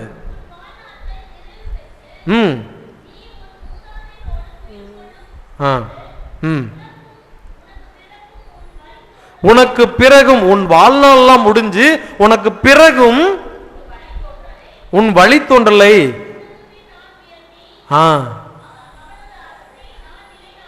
அவனது அரசை நிலைநாட்டுவேன்னு சொல்ற. எல்லாருக்கும் அதான் பதில். ஆண்டவர் உங்களுக்கும் எனக்கும் சொல்றதுதான். நான் சொல்றதை மட்டும் நீ பின்பற்றினா நீ உன்னுடைய தலைமுறை வாழையடி வாழையாகன்னு சொல்லுவோம்ல, தொடர்ந்து பல ஆண்டு கணக்காக வாழுன்னு சொல்றாரு. அப்பயும் அதுவும் மீறப்பட்டது. நோவாவோடு செய்தது, ஆபிரகாமோடு செய்தது, மோசேவோடு செய்தது, தாவீதோடு செய்தது எல்லாம் மீறிட்டாங்க. கடைசியாக ஆண்டவர் இயேசு கிறிஸ்து என்றும் நிலைக்கும்படியாக ஒரே ஒரு உடன்படிக்கை செய்து கொண்டார். மத்தேயு நற்செய்தி 26:28. மத்தேயு 26:28 வாசிங்க. இது எனது உடன்படிக்கையின் ரத்தம், பலருடைய, இங்க இருக்கிற எல்லாருடைய பாவத்துக்காக மீட்புக்காக சிந்தப்படுகிற எனது ரத்தம் அப்படின்னு ஆண்டவர் சொல்றார். பாருங்க, ஒவ்வொரு திருப்பலிலையும் இதுதான் நம்ம நினைவு கூறுகிறோம். நான் பாவம் பண்றேன். 4 உடன்படிக்கை இந்த இஸ்ராயல் மக்கள் மீறி மீறி மீறி வந்தாங்க. ஆனா கடவுள் விடவே இல்லை. கடைசியாக இறைவாக்கினர் வழியாக, அரசர்கள் வழியாக எல்லாரும் ட்ரை பண்ணி பார்த்துட்டாரு. கடைசியாக அவரே இறங்கி வந்து என்றும் நிலைக்கும்படியாக தனது ரத்தத்தை இந்த சிலுவையிலே உங்களுக்காம் எனக்காம் கொடுத்த இந்த தவக்காலத்தில் நாம் இருக்கிறோம். இன்னும் ஒன்று உங்களிடமும் என்னிடமும் குறைபடுது. எவ்வளோ நாள் கடவுள் பொறுத்துக்கிட்டே இருக்கார். நமது தலைமுறையெல்லாம் அதை செஞ்சிச்சு. இன்னைக்கு நீங்களும் நானும் அதே செஞ்சுக்கிட்டு எவ்வளோ நாள் தான் கடவுள் பொறுத்திருப்பார்? இன்னும் ஒன்று உங்களிடம் குறைவுபடுகிறது. என்ன அது அப்படின்னு யோசிப்போம். ஆண்டவர்கிட்ட சொல்லுங்க, ஆண்டவரே நாங்கள் எங்கே போவோம்? வாழ்வு தரும் வார்த்தைகள் உம்மிடம் தானே உள்ளது அப்படின்னு சொல்லிட்டு ஒவ்வொரு நாளும் பேதுருவும் விழுந்து எழுந்தார். ஆனால் கடவுள் அவரை என்ன செய்யலை? விடவே இல்லை. கடவுள் பார்த்துக்கிட்டாரு, கை தூக்கி பார்த்துக்கொள்வார். ஆமாம், நான் விழுவது தவறல்ல, நான் பாவம் செய்வது தவறல்ல, மீண்டும் வந்து விட வேணும். அதுதான் ஆண்டவர் எதிர்பார்க்கிறார். மெட்டோனோயா அப்படின்னு கிரேக்க வார்த்தை ஒன்று சொல்லுகிறது. நம்ம நேரம் அந்த ரோட்டில் போறீங்க, டேக்கிங் யூ டர்ன் அப்படின்னாக்கா அதான் அது. மெட்டோனோயான்னா என்ன? நேராக போகிறோம், திருப்பி வந்துடணும். நம்ம எங்கே நம்முடைய வாழ்க்கை ஆரம்பித்தோம்? இதே கோயிலில். நமது ஞானஸ்தானம், நமது புதுநன்மை, நமது திருமணம், நமது செத்தாலும் இங்கே தான் வரணும். அப்போ நமது வாழ்க்கை இங்கே தொடங்கினோம். இதை விட்டுட்டு ரொம்ப தொலைவுக்கு ஆண்டவரை விட்டு போயிட்டோம். ஆண்டவர் என்ன சொல்கிறாரு? திரும்பி வா, இங்கே வா, இந்த யூ டர்னை போடு, என்கிட்ட வா அப்படின்னு சொல்லி இந்த நாட்களில் சொல்கிறார். நம்ம எல்லோரும் எந்திரிப்போம், ஆண்டவர்கிட்ட சொல்லுங்கள், ஆண்டவரே நான் எங்கப்பா போவேன்? உங்கள் பிரசன்னத்தை விட்டுட்டு. அன்று பேதுரு சொன்னதை போல நானும் என்று சொல்கிறேன், சுவாமி நான் தப்பு பண்ணிட்டேன், உங்களை விட்டு ரொம்ப தொலைவு போயிட்டேன் சுவாமி, என்னை கூப்பிட்டுக்குங்க அப்படின்னு சொல்லி நம்பிக்கையோடு இப்போ எங்கப்பா போவேன்? உங்கள் பிரசன்னத்தை விட்டுட்டு எப்படி வாழுவேன் அப்படின்னு சொல்லி கேளுங்க. ஆண்டவரை விட்ட நமக்கு வேற வழியே இல்லைங்க. ஆண்டவரை விட்ட வர வழியே இல்லை. நம்பிக்கையோடு அவர்கிட்ட சொல்லுவோம், ஆண்டவரே நீர் ஒருவர் மட்டுமே போதும், நீங்க போதும் அப்படின்னு இப்போ பாடி ஆண்டவரை துதிப்போம். எங்கப்பா போவேன் உங்க பிரசன்னத்தை விட்டுட்டு, எப்படி வாழுவேன் உங்க சமூகத்தை மறந்து?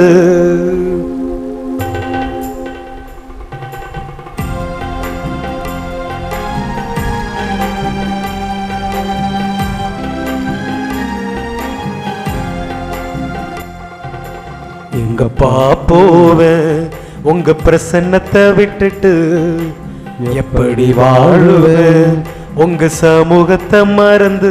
பாடுவோம். எங்கப்பா போவேன் உங்க பிரசன்னத்தை விட்டுட்டு, எப்படி வாழுவேன் உங்க சமூகத்தை மறந்து? அப்பா நீங்க எனக்கு இருக்க பயமில்லை, என் தகப்ப நீங்க சுமந்து கொள்ள கயக்கமில்லையே. அப்பா நீங்க எனக்கு இருக்க பயமில்லையே, என் தகப்பன் நீங்க சுமந்து கொள்ள கலக்கமில்லையே. நீங்க போதும் சொல்லுவோம். நீங்க போதும். எங்கப்பா போவேன் உங்க பிரசன்னத்தை விட்டுட்டு, எப்படி வாழுவேன் உங்க சமூகத்தை மறந்து? எங்கப்பா போவேன் உங்க பிரசன்னத்தை விட்டுட்டு, எப்படி வாழுவேன் உங்க சமூகத்தை மறந்து? நான் உன்னை பார்த்துக்கிறேன், நான் உன் சகோதரன், நான் உனது உறவு, நான் உனது கணவன், நான் உனது மனைவி என்று இந்த உறவுகள் எல்லாம் சொல்லும். ஆனா நம்மளை விட்டுட்டு வெகு தொலைவில் போயிடுவாங்க. அவங்களுக்கு நொன்னா வாயு வயிறும் வேற அப்படின்னு சொல்லிட்டு போய்கிட்டே இருப்பாங்க. எனக்கு என் வாழ்வு என்னுடையது என்று சொல்லுகிறது தான் இந்த உலகம். ஆனா என் பிள்ளை நீ, என் மகன் நீ அப்படின்னு சொல்லுகிறது தான் ஆண்டவர். அவரை தான் நாம வேணாண்டவரேன்னு சொல்றோம். இல்ல ஆண்டவரே நீங்க மட்டும் போதும் அப்படின்னு ஒரு வார்த்தை மட்டும் சொல்லுங்க, உங்க வாழ்க்கையே மாறிடும். எதிர்பார்த்த உறவுகள் எதிர்த்து நின்றாலும், கை கோர்த்த உறவுகள் விலகி சென்றாலும், எதிர்பார்த்த உறவுகள் எதிர்த்து நின்றாலும், கைகோர்த்த உறவுகள் விலகி சென்றாலும், எப்ராயிம் என்னை நீ கைவிடுவீரோ, எப்ராயிம் என்னை நீ கைவிடுவீரோ, இஸ்ராயேல் என்னை நீ மறந்திடுவீரோ, இஸ்ரவேல் என்னை நீ மறந்திடுவீரோ. அப்பா நீங்க எனக்கு இருக்க பயமில்லை, என் தகப்பன் நீங்க சுமந்து கொள்ள தயக்கமில்லை. அப்பா நீங்க எனக்கு இருக்க பயமில்லை, என் தகப்பன் நீங்க சுமந்து கொள்ள தயக்கமில்லை. நீங்க போதும், நீங்க போதும், நீங்க போதும், மீண்டும் நீங்க போதும், நீங்க போதும், நீங்க போதும். எங்கப்பா போவேன் உங்க பிரசன்னத்தை விட்டுட்டு, எப்படி வாழுவேன் உங்க சமூகத்தை மறந்து.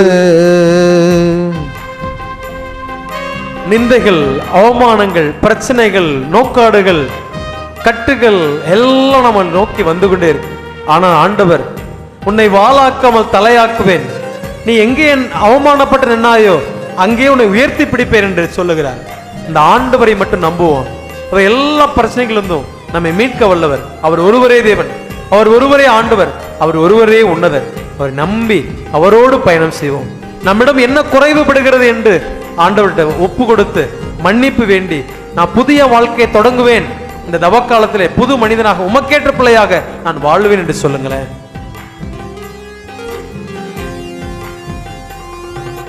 நிந்தைகளும் அவமானம் சூழ்ந்து நின்றாலும், கண்ணீரை எனக்கு தினம் உணவானாலும், நிந்தைகளும் அவமானங்களும் சூழ்ந்து நின்றாலும், கண்ணீரை எனக்கு தினம் உணவானாலும், கண்ணின் மணி என்னை நீ காத்திடுவீரே, கண்ணின் மணி என்னை காத்திடுவீரே, உன் கரத்தின் நிழலுக்குள் என்னை மறைத்திடுவீரே, உன் கரத்தின் நிழலுக்குள் என்னை மறைத்துடுவீரே. அப்பா நீங்க எனக்கு இருக்க பயமில்லை, என் தகப்பன் நீங்க சுமந்து கொள்ள கலக்கமில்லையே.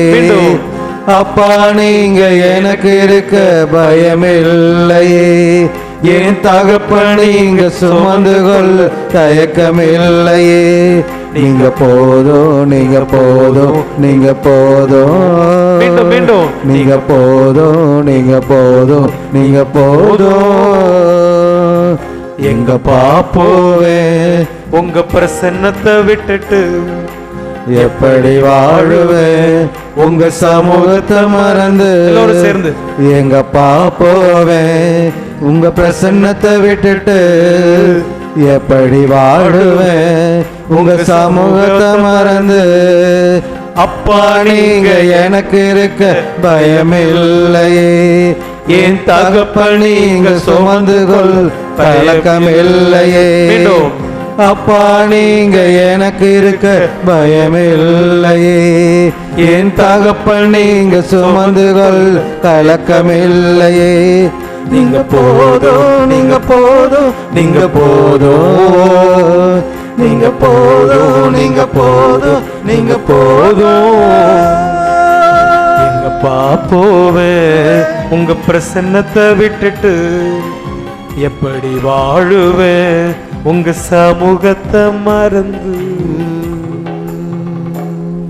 ஒரு விசையாய் ஆண்டவரிடம் சொல்லுவேன், ஆண்டவரே நான் ஊரா சுத்தி வந்தாலும் உங்கள்கிட்ட தான் வரணும்னு எனக்கு தெரிஞ்சுக்கிட்டேன். எனக்கு வேற வழியே இல்லை. நீர் ஒருவரே வழி, நீர் ஒருவரே வழியும் உண்மையும் வாழ்வுமாய் இருக்கிறேன் என்று ஆண்டவரிடம் சொல்லுவோம். நான் எங்கேயும் போக மாட்டேன் ஆண்டவரே, நான் தப்பு பண்ணிட்டேன், நான் தவறு பண்ணிட்டேன், உங்களை விட்டு தொலைவில் போய் நின்றுகிட்டு இருக்கேன், நான் திரும்பி வரேன் ஆண்டவரே, எனக்கு வழி காட்டுங்க, என் பாதைக்கு ஒளியாக நீங்க இருங்க, உங்க வார்த்தை எனக்கு வழியாக இருக்கட்டும் என்று சொல்லுவோம். ஒரு உறுதிமொழி சொல்லுங்க. என்கிட்ட என்னப்பா குறைவுபடுகிறது சொல்லுங்க சாமி, நான் அதை மாத்திக்கிறேன், உங்கள்கிட்ட வரேன். இதோ நம் கண்முன்னே வீட்டிருக்கிற இந்த ஆண்டவர்கிட்ட சொல்லுங்க. எத்தனை தவக்காலத்தில் ஆண்டவரை ஏமாத்திக்கிட்டே இருக்கிறோம். இந்த தவக்காலம் அப்படி இருக்கக்கூடாது. ஆண்டவரே, உம்மை நோக்கி நெருங்கி வரேன், எனக்கு ஒரு வாய்ப்பு தாங்க அப்படின்னு சொல்லிட்டு அமைதியாக அமருவோம். பிரியமானவர்களே, 3 பரிணாமங்களிலே மன்னிப்பு நமக்கு தேவைப்படுது. முதல் பகுதியில் கடவுளின் அன்பு என்னன்னு பார்த்தோம். கடவுள் உடன்படிக்கை என்னன்னு பார்த்தோம். கடவுளுடைய அவருக்கு எதிராக நாம் செய்த இந்த பாவங்கள்லாம் யோசிச்சு பார்த்தோம். பழைய ஏற்பாட்டை பொறுத்தளவு பாவங்கள்லாம் மன்னிக்கப்பட்டது ஆடை வெட்டி தான். ஆடை வெட்டி லேவியர் புத்தகம் 16 வீட்டில் எடுத்து போய் வாசிச்சு பாருங்க. 2 ஆடு எடுத்துட்டு வருவாங்க. ஒரு ஆட்டு காதில் ஆரோன் பாவங்கள் எல்லாம் சொல்லுவாங்க. தலை மீது கை வைத்து நமது பாவங்கள் எல்லாம் சொல்லுவாங்க. அதை கொண்டு போய் எங்க விட்டுருவாங்க? பாலைவனத்தில் விட்டுருவாங்க. அது பேர் போக்கு ஆடு, ஸ்கேப் கோட் அப்படின்னு ஆங்கிலத்தில் சொல்லுவாங்க. அங்கே கொண்டு போய் விட்டுருவாங்க. பாலைவனத்தில் விட்ட ஆடு உயிரோட இருக்குமா? செத்து போயிடும். அப்படி அது சாகும்போது தங்களது பாவங்களும் செத்து போகும்னு அவங்க நினைச்சாங்க. இன்னொரு ஆட்டை வெட்டி என்னுடைய ரத்தத்தை இந்த பீடத்தின் மீது பூசுவார்கள். அதுதான் பழைய ஏற்பாட்டு பாவம் போக்கும் பலி, டே ஆஃப் அட்டோன்மெண்ட், யோம் கிப்பூர் அப்படின்னு எபிரேய வார்த்தை சொல்கிறது. அப்படி அல்ல. ஆண்டவர் இந்த செம்மறி புருவையாகி நம்ம ஆண்டவர் இயேசு கிறிஸ்து, அந்த கத்தாத செம்மறி, நீங்கள் மானம் செய்த இந்த பாவத்துக்காக அவர் இறந்து போனார். அவர் தான் அந்த ஆட்டுக்குட்டி இல்லை, இந்த உயிருள்ள தேவன் நம்ம ஆண்டவர் இயேசு கிறிஸ்து இறந்து போனார். ஆண்டவர் நம்மகிட்ட விரும்புவது தான், திரும்பி வாப்பா அப்படின்னு. 3 பரிணாமங்கள் உங்களோடு நான் சொல்ல விரும்புகிறேன். 1, கடவுள் நம் பாவங்களை மன்னிக்கணும். எல்லாரும் சொல்லுங்க, கடவுள் நம் பாவங்களை மன்னிக்கணும். 2வது, நான் மற்றவருடைய பாவத்தை மன்னிக்கணும். சொல்லுங்க, நான் மற்றவரு பாவத்தை மன்னிக்கணும். 3வது, இது கொஞ்சம் புதுசாக கூட உங்களுக்கு இருக்கலாம், நான் என்னை மன்னிக்க வேண்டும். 3வது, நான் என்னை மன்னிக்க. 3 விஷயம். கடவுள் என் பாவத்தை மன்னிக்கணும், நான் பிறருடைய பாவத்தை மன்னிக்கணும், நான் என்னுடைய பாவத்தையே மன்னிக்கணும். இந்த 3ஐ மட்டும் சிந்தித்து இந்த நாளை நிறைவு செய்வோம். முதல்ல, God is ready to forgive our sins. Suki Sivan ஒரு பேச்சாளர் இருக்கிறார். அவர் சொல்கிறார், இந்த உலகத்தில் மன்னிக்க முடியாத பாவம் ஒன்று இல்லவே இல்லை. மன்னிக்க முடியாத மனிதர்கள் தான் இருக்கிறாங்க. அது நீங்களும் நானும் தான். மன்னிக்க முடியாத பாவம் ஒன்று இந்த உலகத்தில் இல்லவே இல்லை. நாம தான் மன்னிக்காம இருக்கோம். கடவுள் மன்னிக்கிறார். 1000 தடவை இல்லை, கோடி தடவை இல்லை, கோடி மன்னித்து கொண்டே இருக்கிறார். அவர் மன்னிப்பதால் மட்டும்தான் நீங்களும் நானும் உயிரோடு இருக்கிறோம். லூக்கா எழுதின செய்தி 15ஆம் அதிகாரத்தை எடுத்து வச்சுங்க. நீங்கள் பல முறை வாசிச்சிருப்பீங்க, இந்த நிகழ்வை கேள்விப்பட்டிருப்பீங்க. நான் அதை சொல்ல டீட்டெயிலாக போக விரும்பலை. நான் சொல்ல ஒரே ஒரு கான்செப்ட் மட்டும் யோசிச்சு பாருங்க. அந்த காணாமற் போன காசு, காணாமற் போன ஆடு, காணாமற் போன மைந்தன் அப்படின்ற அந்த பகுதி இருக்கும். நம்ம ஆண்டவருக்கு கணக்கு வழக்கு தெரியாதுங்க. நீங்கள் இருக்கிறீங்களா எல்லாம் கணக்கில் புலி, சிங்கம், கரடின்னு சொல்லுவோம்ல. கடவுள் அதெல்லாம் கிடையாது. கடவுளுக்கு நேரங்காலம் தெரியாது, கணக்கு வழக்கு தெரியாது. ஆமாமா, 2 விஷயம் சொல்கிறேன். அவர் கணக்கு வழக்கு தெரியாதுன்றதுக்கு 1 பெருசா 99 பெருசா? 1 பெருசா 99 பெருசா? 99 தானே பெருசு. ஆண்டவருக்கு அந்த 1 தான் பெருசு. அந்த 99 ஆடுகளையும் விட்டு காணாமற் போன அந்த ஒரு ஆட்டை தேடி அவர் போனார் என்று இந்த பகுதியிலே சொல்லப்பட்டிருக்கு. இதை மத்தேயு நற்செய்தி 20ஆம் அதிகாரத்தை எடுத்து பார்த்தீங்க, கை வச்சுங்க. அதில் மத்தேயு 20ல் சொல்லப்பட்டிருக்கு, காலையில் 9 மணிக்கு ஒருத்தர் திராட்சை தோட்டத்துக்கு வந்தார். அப்புறம் 11 மணிக்கு, 12 மணிக்கு, 3 மணிக்கு, சாயந்தரம் 4 மணிக்கு போறாரு. அப்பையும் ஒருத்தவங்க வேலையில் நாம் நின்றுட்டு இருக்காங்க. அவரை நீ தோட்டத்துக்கு போ அப்படின்னு ஆண்டவர் சொல்றாரு. திருப்பி 5 மணிக்கு எல்லாருக்கும் சம்பளம் தராங்க. ஆண்டவர் என்ன சொல்றாரு? ஆண்டவர் தான் அந்த இடத்துல இருக்கிறார். இந்த நிலச்சுவாந்தார் ஆண்டவர் தான். கடைசி வந்தவன் தொடங்கி முதலில் வந்தவன் வரை எல்லோருக்கும் சமமா கொடு, ஒரே மாதிரி கொடு. அவருக்கு கணக்கு வழக்கு தெரியாது, டைம் தெரியாது, நேரம் தெரியாது. நம்ம ஆண்டவருக்கு உட்காந்து கணக்கெல்லாம் எழுதுனா அந்தல சிந்தல் ஆயிடும். எல்லோருக்கும் ஒன்றாக தருகிறார். அதுதான் நம் கடவுள். எல்லோரையும் ஒன்றாக பார்க்கிறார்.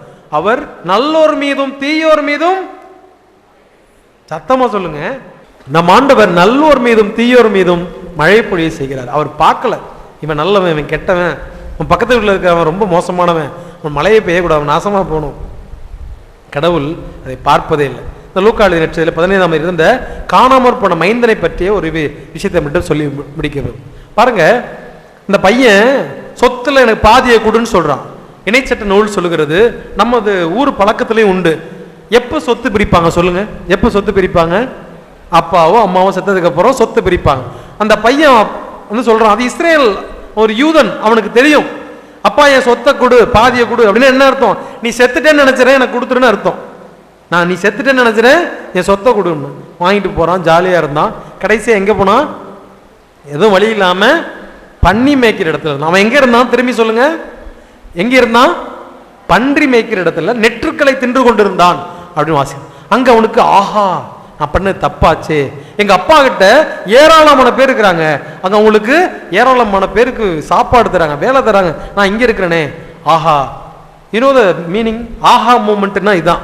நமக்கு நிறைய பேர் நடக்கும். 10 லட்சத்தை போட்டு ஒரு கடையை ஆரம்பிச்சேன், அது புஷ்குன்னு போச்சு. அப்ப என்ன சொல்லுவோம்? ஆஹா, தப்பு பண்ணிட்டேன்னு சொல்லுவோம்ல.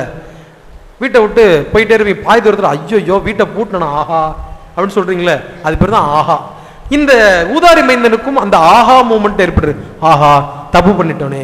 இன்னைக்கு இது எல்லாருக்கும் அந்த ஆஹா வரணும். நான் ஏதோ தப்பு பண்ணியிருக்கேன் எல்லாருக்கும் தெரியும்ல. அவங்க யோசிச்சு பாருங்க, ஆஹா நான் என்னமோ தப்பு பண்ணிட்டேனே. அதான் அவனுக்கு வந்துச்சு. அவன் திருப்பி வந்தான், பயங்கர ப்ரிப்பரேஷனோட வராரு. விண்ணுக்கும் மண்ணுக்கும் எதிராக நான் பாவம் செய்து விட்டேன், என்ன மன்னிச்சிருங்கப்பா எல்லாம் சொல்லலான்னு பிராக்டிஸ் பண்ணிட்டு வராரு. அவங்க அப்பா அவன் என்னைக்கு போனானோ அன்னையில இருந்து என் பிள்ளை வருவான்னு காத்துக்கிட்டே இருந்தாரு. பாருங்க, ஊர்ல யாராவது ஒரு பொண்ணும் பையனும் ஓடி போயிட்டாங்க, அதை திருடிட்டு போயிட்டாங்க, ஒரு பெரிய தப்பு பண்ணிட்டு போயிட்டாங்க, பட்ட பகல நெஞ்சு நிமித்திட்டு வருவாங்களா? வெக்கப்பட்டுக்கிட்டு கூனி குறுகி இருட்டுல தெரியாம வந்துட்டு போவாங்க, அப்படித்தானே? அதே போல என் பிள்ளையும் இப்படி வருவான் அப்படின்ட்டு இரவு பகலா அந்த அப்பா என் பிள்ளைக்காக காத்துக்கிட்டே இருந்தாரு. 6 விஷயங்கள் நடக்குதுங்க. அப்படியே யோசிச்சு பாருங்க. அந்த அப்பா அந்த பையனை பார்த்தோன்னே கட்டி பிடித்தார், முத்தம் கொடுத்தாரு. அவன் எங்க இருந்தான்? எங்கிருந்து வந்தான்? பன்றிகிட்ட. பன்னி மணக்கும்ல, பன்னி மேல மணக்கும்ல, சென்ட் போட்டுட்டு இருப்பாங்க, ஃபாகு செண்டெல்லாம். அவன் வந்தோடனே அவங்க அப்பா என்ன பண்ணாரு? கட்டி பிடித்தார், முத்தம் கொடுக்கிறார். இந்த பன்னியோட இருந்த பன்னிக்கு முத்தம் கொடுக்கிறார். கட்டி பிடித்தார், முத்தம் கொடுத்தார். அவன் கைகளுக்கு மோதிரம் போடு, இவன் என் உரிமை குடிமகன், ஏன் பிள்ளை, அவனுக்கு மோதிரம் போட்டு விடு. அவன் காலுக்கு செருப்பு போடு, அடிமைனா செருப்பு போடாம இருப்பான், என் பிள்ளை, அவன் செருப்பு போட்டு விடு. அவனுக்கு புத்தாடை உடுத்து. நீங்களாம் புது ட்ரெஸ் போட்டு வந்தீங்களா? இல்ல, நல்ல நாள் பெருநாள்னா போடுவோம், அவனுக்கு புது ட்ரெஸ் போடு. 6வதாக அவனுக்கு ஒரு விருந்தொண்டை ஏற்பாடு, கொளுத்த கன்றை அடின்னு சொல்றார். கொளுத்த கன்றை அடின்றார். 6 விஷயங்கள். கட்டி பிடித்தார், முத்தம் கொடுத்தார், கணையாளி கொடுத்தார், கால்களுக்கு செருப்பு கொடுத்தார், புதிய உடையை கொடுத்தார், அவனுக்காக கொளுத்த கண்டை அடித்தார். நீங்களும் நானும் இந்த நாளிலே ஆண்டவரிடம் திரும்பி வரும்போது நம் வாழ்க்கையிலும் நடக்கும். சங்கீதம் 23 வாசிங்க. என் பாத்திரம் என் பாத்திரம் என் பாத்திரம் எப்ப நிரம்பி வெளியும்? இதை செஞ்சாதான் ஆண்டவர் திரும்பி வந்துன்னா கட்டி பிடிச்சு முத்தம் கொடுத்து உங்களுக்கு இதெல்லாம் செஞ்சு நம் பாத்திரம் நிரம்பி வழியாவ அமுக்கி குலுக்கி சரிந்து விழும் வரை கொடுப்பேன்னு ஆண்டவர் சொல்றார். எப்ப? ஆண்டவரோடு இருக்கும்போது. கொடியோடு இணைந்துள்ள கிளை போல யோவான் செய்தி 15ஆம் அதிகாரம் சொல்லு. ஆண்டவரோடு இணைந்திருந்தாதான், சார்ஜ் போட்டாதான் சார்ஜ் ஏறும், இங்க இருக்கும். சரக்கு இல்லைன்னா உள்ள இருக்காது, சோழி முடிஞ்சு போயிடும். அதான் ஆண்டவர் சொல்கிறார். இப்ப கடவுள் மன்னிக்க தயாரா இருக்கிறார். கடவுள் ஓடி வராரு. என் பிள்ளை எப்போ வரும் காத்துக்கிட்டு இருக்கார். அந்த அப்பாவை போல காத்துக்கிட்டு இருக்கார். கட்டி பிடிக்க, முத்தம் கொடுக்க, மார்பு மீது சாய்த்து கொள்ள, உங்களை தழுவி கொள்ள, உனக்கு என்ன வேணும்னு கேட்கறதுக்கு, நீ கவலைப்படாதப்ப நான் இருக்கிறேன், புதிய ஆடை கொடுக்க, இதெல்லாம் கொடுக்க காத்திருக்கிறார். வர வேண்டியது முதல் பரிணாமம் என்ன? கடவுள் நம் பாவங்களை மன்னிக்க, அதுல எந்த பிரச்சனையும் இல்லை. நான் பிறரை மன்னிக்கணும், அது 2வது ஆஸ்பெக்ட். அதுதான் ரொம்ப முக்கியம் இல்லையா? யார் மாமியார் மருமக சேர்ந்து வந்திருக்கீங்களா? மாமியார் மருமக சேர்ந்து வந்துருக்கீங்களா? உங்க மாமியார் எங்க உட்காந்துருக்காங்க? அவங்க ஒரு கடைக்கோடி இல்லையா? நீங்க உங்க மாமியார் அவன் அங்க உட்காந்துருக்காங்க. பாருங்க, நம்ம ஊர்ல மாமியார்லாம் காலையில சொன்ன மாமியார் மருமவளு வாடிய மருமவளை கன்னத்துல முத்தம் கொடுப்பாங்கல்ல, எட்ட விளக்கம் மாத்த அப்படின்னா இன்னும் தூங்கிட்டு இருக்கா பாரு அப்படிதானே வருவாங்க. ஆமா தானே? மார்கரெட்னு அந்த மாமியார் பேர். இந்த மாமியார் இந்த பொண்ணு வந்து 2K கிட், மருமவ 2K கிட். 2K கிட்னா என்ன? 2000க்கு அப்புறம் பிறந்தவங்க 2K கிட். அது கொஞ்சம் துடுக்கான பொண்ணு. இந்த மாமியால் அதுக்கு பிடிக்கவே பிடிக்காது. என்ன பண்ணும்? ஒரு பச்சை கிளியை வாங்கி வளர்க்குது. எப்போ பார்த்தாலும் கிளி பேசும்ல, நாக்கில் இதெல்லாம் போட்டு தேய்ச்சி விட்டு, மார்கரெட் நீ சீக்கிரம் செத்துருவே அப்படின்னு சொல்லி வளர்க்குது. என்ன சொல்லுச்சு? எல்லாம் சேர்ந்து சொல்லுங்க, சத்தமானு சொல்லுங்களேன். எப்போ பார்த்தாலும் இந்த கிளி அந்த அம்மா மார்கரெட்டை பார்த்துச்சுன்னா என்ன சொல்லும்? மார்கரெட் நீ சீக்கிரம் செத்துருவே அப்படின்னே சொல்லுது. நம்ம வகுப்புக்கு போறப்ப, தண்ணி எடுத்துட்டு போறப்ப, பாத்திரம் கழுவிட்டு போறப்பெல்லாம் என்ன சொல்லும்? இந்த அம்மாவுக்கு ரொம்ப கஷ்டமா போச்சு, நேரா நம்ம பங்குசாமியார்ட்ட வந்து கொடுத்துருச்சு. இந்த மாதிரி சொல்லுது, ஆமா ஃபாதர் இந்த மாதிரி பண்றாவ எனக்கு ரொம்ப கஷ்டமா இருக்கு. நீ கவலைப்படாதம்மா, என் வீட்லேயும் ஒரு பச்சை கிளி வளருது, இங்கே வந்து விடு, நல்ல பழக்க வழக்கம்லாம் சொல்லித்தரேன்னு சொன்னார். இந்த அம்மா என்ன பண்ணுச்சு, கொண்டு வந்து இப்போ மார்க்கெட்டு சாமியார்கிட்ட கொடுத்துருச்சு. சாமியாருக்கு 3 மாதம் கழிச்சு டிரான்ஸ்ஃபர். 3 மாதம் கழிச்சு டிரான்ஸ்ஃபர். மார்க்கெட் அம்மா கூப்பிட்டு விடுறாரு, அம்மா வாங்க, நான் டிரான்ஸ்ஃபர் ஆகி போகிறேன், 2 கிளிக்கு நல்ல பழக்க வழக்கம்லாம் சொல்லி கொடுத்துட்டேன், 2 சேர்ந்து வளர்ந்துருச்சு, 2 நீனே எடுத்துகிட்டு போ அப்படின்னு சொல்லிட்டார். இப்போ 2 எங்கேயா வந்துருச்சு? யார் வீட்டில் இருக்கு? மார்கரெட் வீட்டில் வளர்ந்த கிளி அந்த அம்மாவை பார்த்தா என்ன சொல்லும்? சாமியார் வீட்டில் வளர்ந்த கிளி ஆண்டவரே எங்கள் மன்றாட்டை கேட்டறலும் சொன்னிச்சான். எனக்கு பிரியமானவர்களே, நம்ம வீட்டில் அப்படிதான். என் மாமியார் சீக்கிரம் செத்து போயிடணும். எனக்கு எங்கள் சித்தி ஒருத்தவங்க என்ன லைவ்ல வேற போகுது பார்க்க போறாங்க. அவங்க சொல்லுவாங்க, அவங்களுடைய அக்கா, எங்கள் சித்தியோட அக்கா பெரியம்மா, அவங்க சொன்னாங்களாம், முன்னாடியே அந்த அம்மாவுக்கு 60 வயசு ஆச்சு, சீக்கிரம் செத்துரும், ஒன்றும் பிரச்சனை இல்லை, உனக்கு என்ன ஜாலி தான் அப்படின்னுச்சான். அந்த அம்மா இன்னும் உயிரோட இருக்குது. அது போலதான் பிறரை மன்னிக்கிறதுன்றது நமக்கு ரொம்ப கஷ்டமா இருக்கு, ரொம்ப கஷ்டங்க. நான் திரும்பி சொல்றேன், பிறரை மன்னிப்பது என்பது மிக மிக எல்லாரும் நினைச்சிட்டு இருக்காங்க, சண்டை போடுறதுக்கு, குஸ்தி போடுறதுக்கு, அடிச்சிடும் காலி அப்படின்னு. ஒருத்தர் அடிக்கிறதுலாம் ரொம்ப பெரிய மேட்டர். தைரியமே தேவையில்லை. எதற்கு தைரியம் தேவை? மன்னிக்கிறதுக்கு தான் தைரியம். ஜூலியன் மோத்தரால் அப்படின்ற ஒருத்தர் இருக்கிறாரு. அவர் பெட்ரோல் பங்கில் பெட்ரோல் நிரப்ப போயிருக்காரு. அப்போ அங்கே ஒரு குண்டு வெடிப்பு நடக்குது. அதில் ஒருத்தர் துப்பாக்கியில் சுட்டுறாரு. சுட்டோன்னா ஒரு 10 வருஷம் படுத்த படுக்கையே கிடக்கிறாரு. ரொம்ப கஷ்டத்தில் இருக்கிறார். அவர் ஒரு டிரெக்ஷன் என்ற ஆங்கில இதழுக்கு இப்படி எழுதுறாரு, என்னை சுட்டவனே நீ எங்கே இருக்குன்னு தெரியல, 10 வருஷமா நான் படுத்த படுக்கையாக கிடக்கிறேன், என் மனைவியோடு என் பிள்ளைகளோடு ஜாலியாக இருக்க முடியல, நடக்க முடியலை.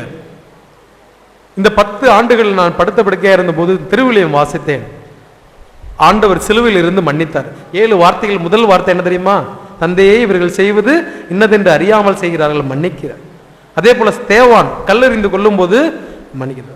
அந்த வார்த்தைகளை வாசித்து அவர் சொல்கிறார், நான் உன்னை மன்னிக்கிறேன், எனது சுய பவரால, எனது பலத்தால் உன்னை மன்னிக்க முடியல, ஆண்டவர் இயேசுவின் பேரால் நான் உன்னை மன்னிக்கிறேன் அப்படின்னு சொன்னார். நீங்களும் நானும் செய்ய வேண்டியது அதுதான். நம்மளால மன்னிக்கவே முடியாதுங்க. நம்ம கண்ணுக்கு முன்னாடி நமக்கு துரோகம் செஞ்சவங்கள எப்படி மன்னிக்க முடியும்? முடியவே முடியாது, ரொம்ப கஷ்டம். ஆனா கடவுளின் பேரால் அவங்களை மன்னிச்சுட்டு உங்க வேலையை பார்த்துட்டு போயிட்டு, உங்களுக்கு வேலை இல்லையா? உங்களுக்கு வேலை இருக்கா இல்லையா? ஜான் செனாரியோ அப்படின்ற ஒரு சைக்காலஜிஸ்ட் சொல்றாரு, the power of wasting our energy, the power of wasting our energy.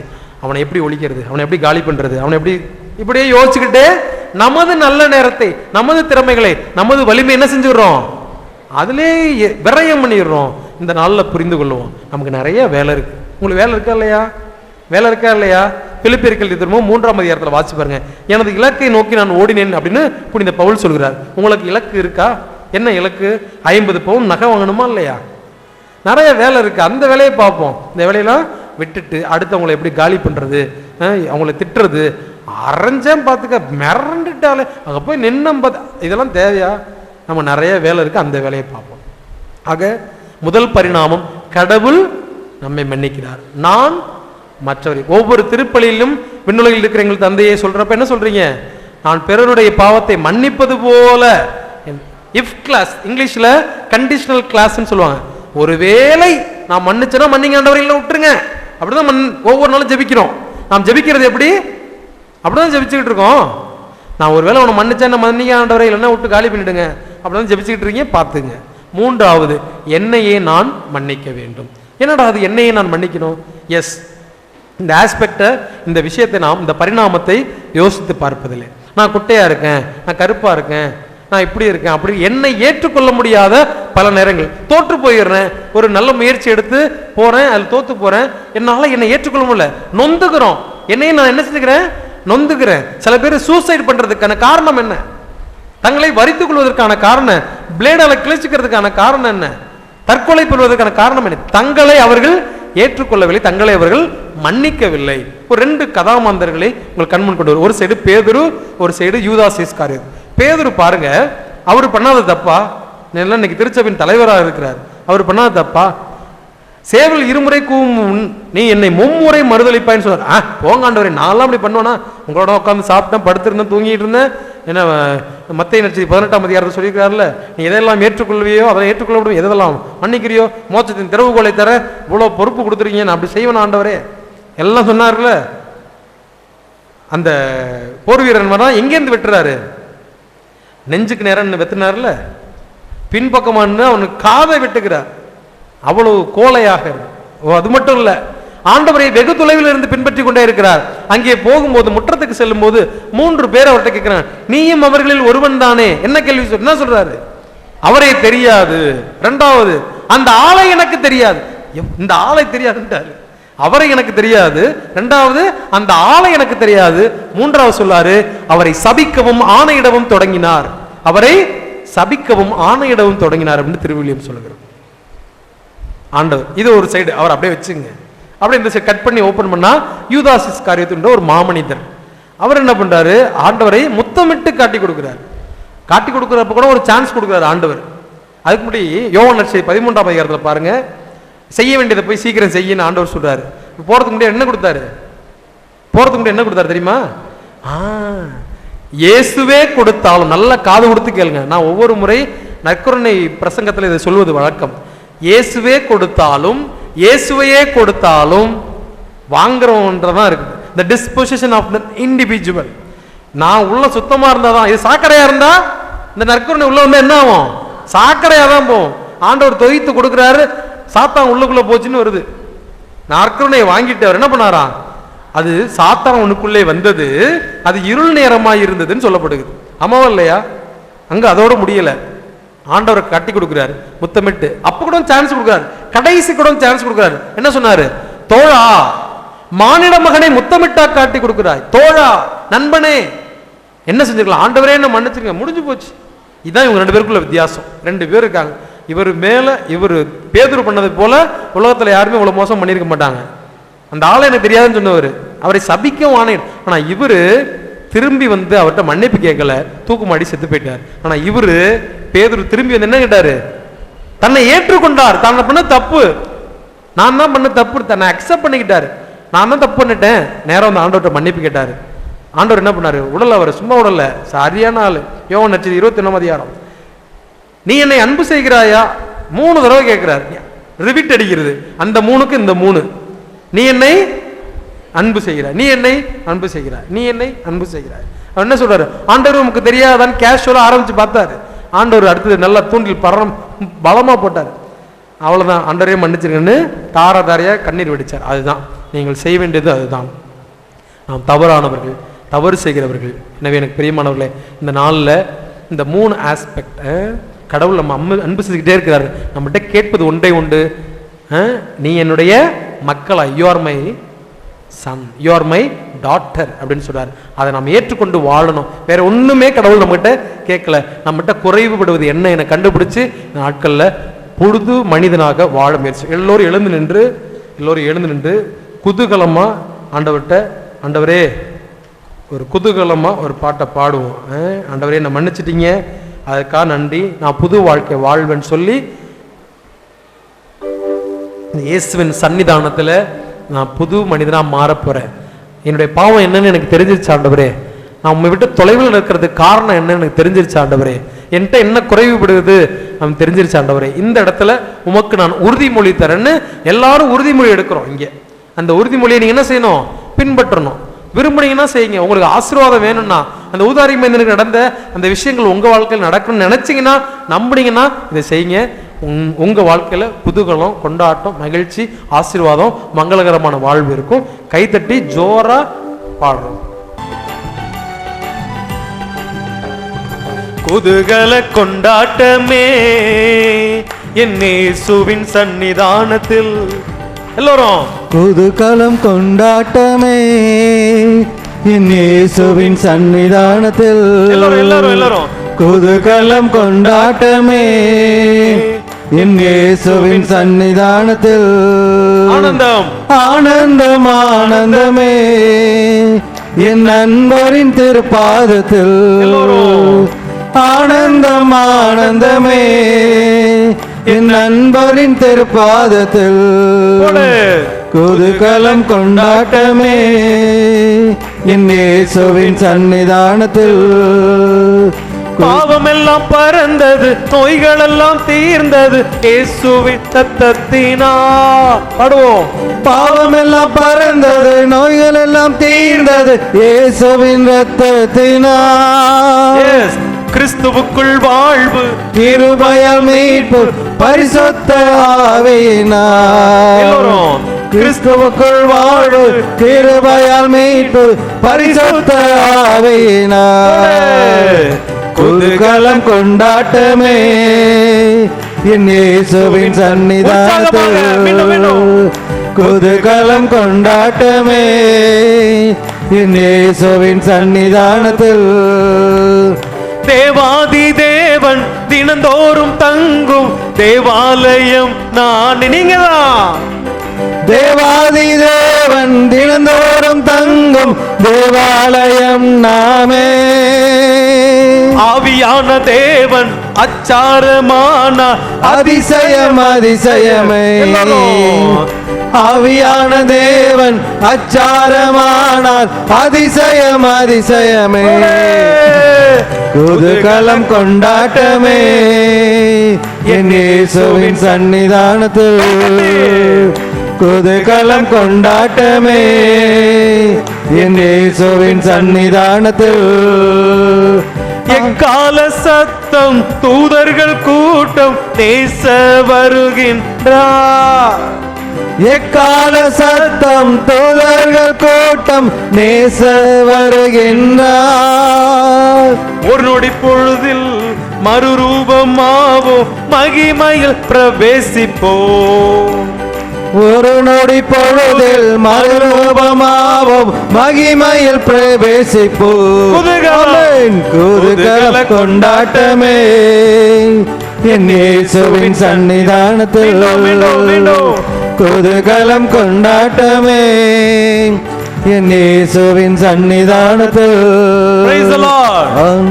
Praise the Lord. Praise the Lord. Praise the Lord. Praise the Lord. Praise the Lord. Praise the Lord. Praise the Lord. Praise the Lord. Thank you Jesus. Thank you Jesus. Thank you Jesus. Thank you Jesus. Thank you Jesus. Thank you Jesus. என்னை தொட்டதற்காக நன்றி சொல்கிறேன் ஆண்டவரே. நன்றியோடு உம்மை துதிக்கிறேன் நன்றி ஆண்டவரே. இயேசுவே. எனக்கு புது வாழ்வை கொடுத்ததற்காக நன்றி. நன்றி ஆண்டவரே. என் தவறுகளை கண்டுபிடித்து கொடுத்ததற்காக நன்றி. நன்றி இயேசுவே. நன்றியோடு உம்மை துதிக்கிறேன் ஆண்டவரே. நன்றி இயேசுவே. நான் புது மனிதனாக வாழ நான் புது மனிதனாக வாழ இயேசுவே. எனக்கு ஆசீர் தாரும் தாரும் ஆண்டவரே. ஆசீர் தாரும் சுவாமி. ஆசீர் தாரும் ஆண்டவரே. ஆண்டவரே இன்றிலிருந்து இந்த வீட்டிற்கு மீட்பு உண்டாயிட்டு என்று சொன்னீரே. ஆமென். என் வீட்டிற்கு மீட்பு கிடைக்கட்டும் சுவாமி. இயேசுவே. எனக்கு கிடைக்கட்டும் சுவாமி. நன்றி என் இயேசுவே. வீட்டுக்கு வாங்க, என்னோட விருந்து உண்ணுங்க. அன்று நீ சென்றீரே சக்கின் வீட்டிற்கு, இந்த என் வீட்டுக்கு வாங்க. திரும்பி பார்த்தீங்களே இந்த பர்த்டே, என்னை திரும்பி பாருங்க சுவாமி. அதோ அந்த ஊதாரி மைந்தன் திரும்பி வந்தானே, இப்ப ஓடி போய் கட்டி பிடிச்சுக்கிட்டீங்களே, முத்தம் கொடுத்தீங்களே, கணையாலை கொடுத்தீங்களே, பாதத்துக்கு அடிச்சுடை கொடுத்தீங்களே, புது விருந்து ஒன்றை ஏற்பாடு செய்தீங்களே. என் வாழ்க்கையிலும் என் பாத்திரம் நிரம்பி வழும் வழியாக புதிய வாழ்க்கை, மன மகிழ்ச்சி, மங்களகரமான வாழ்வை தொடர்ந்து எனக்கு தாரும் சுவாமி. ஆமென். ஆமென். ஆமென். ஆமென். ஆமென். ஆமென். முழந்தார் படிடுவோம் மாண்பியர் கீதம்.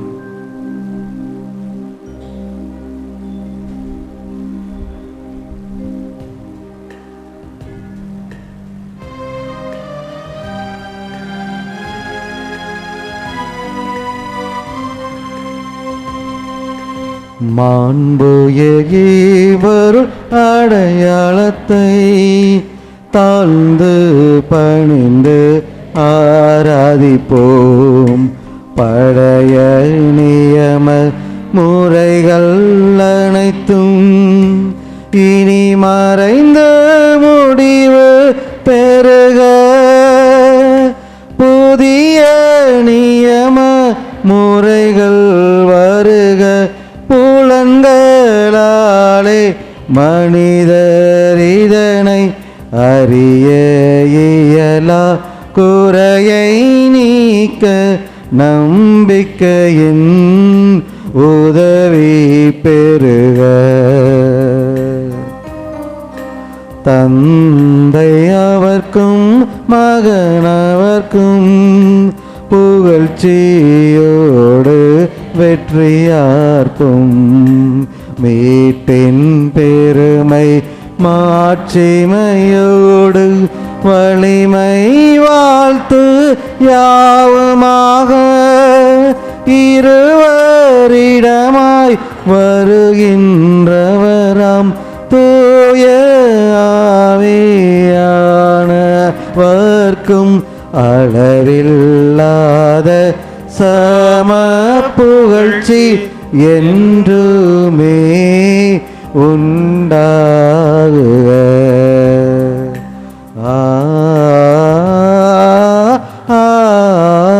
ஆமென்.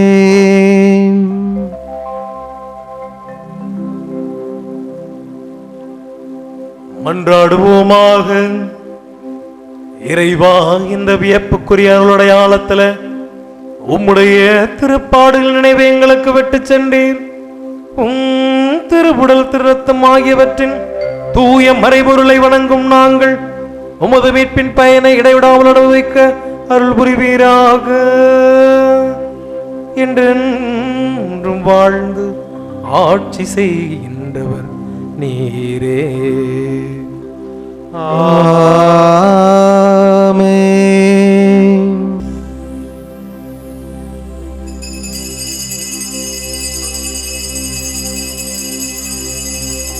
இயேசுவே,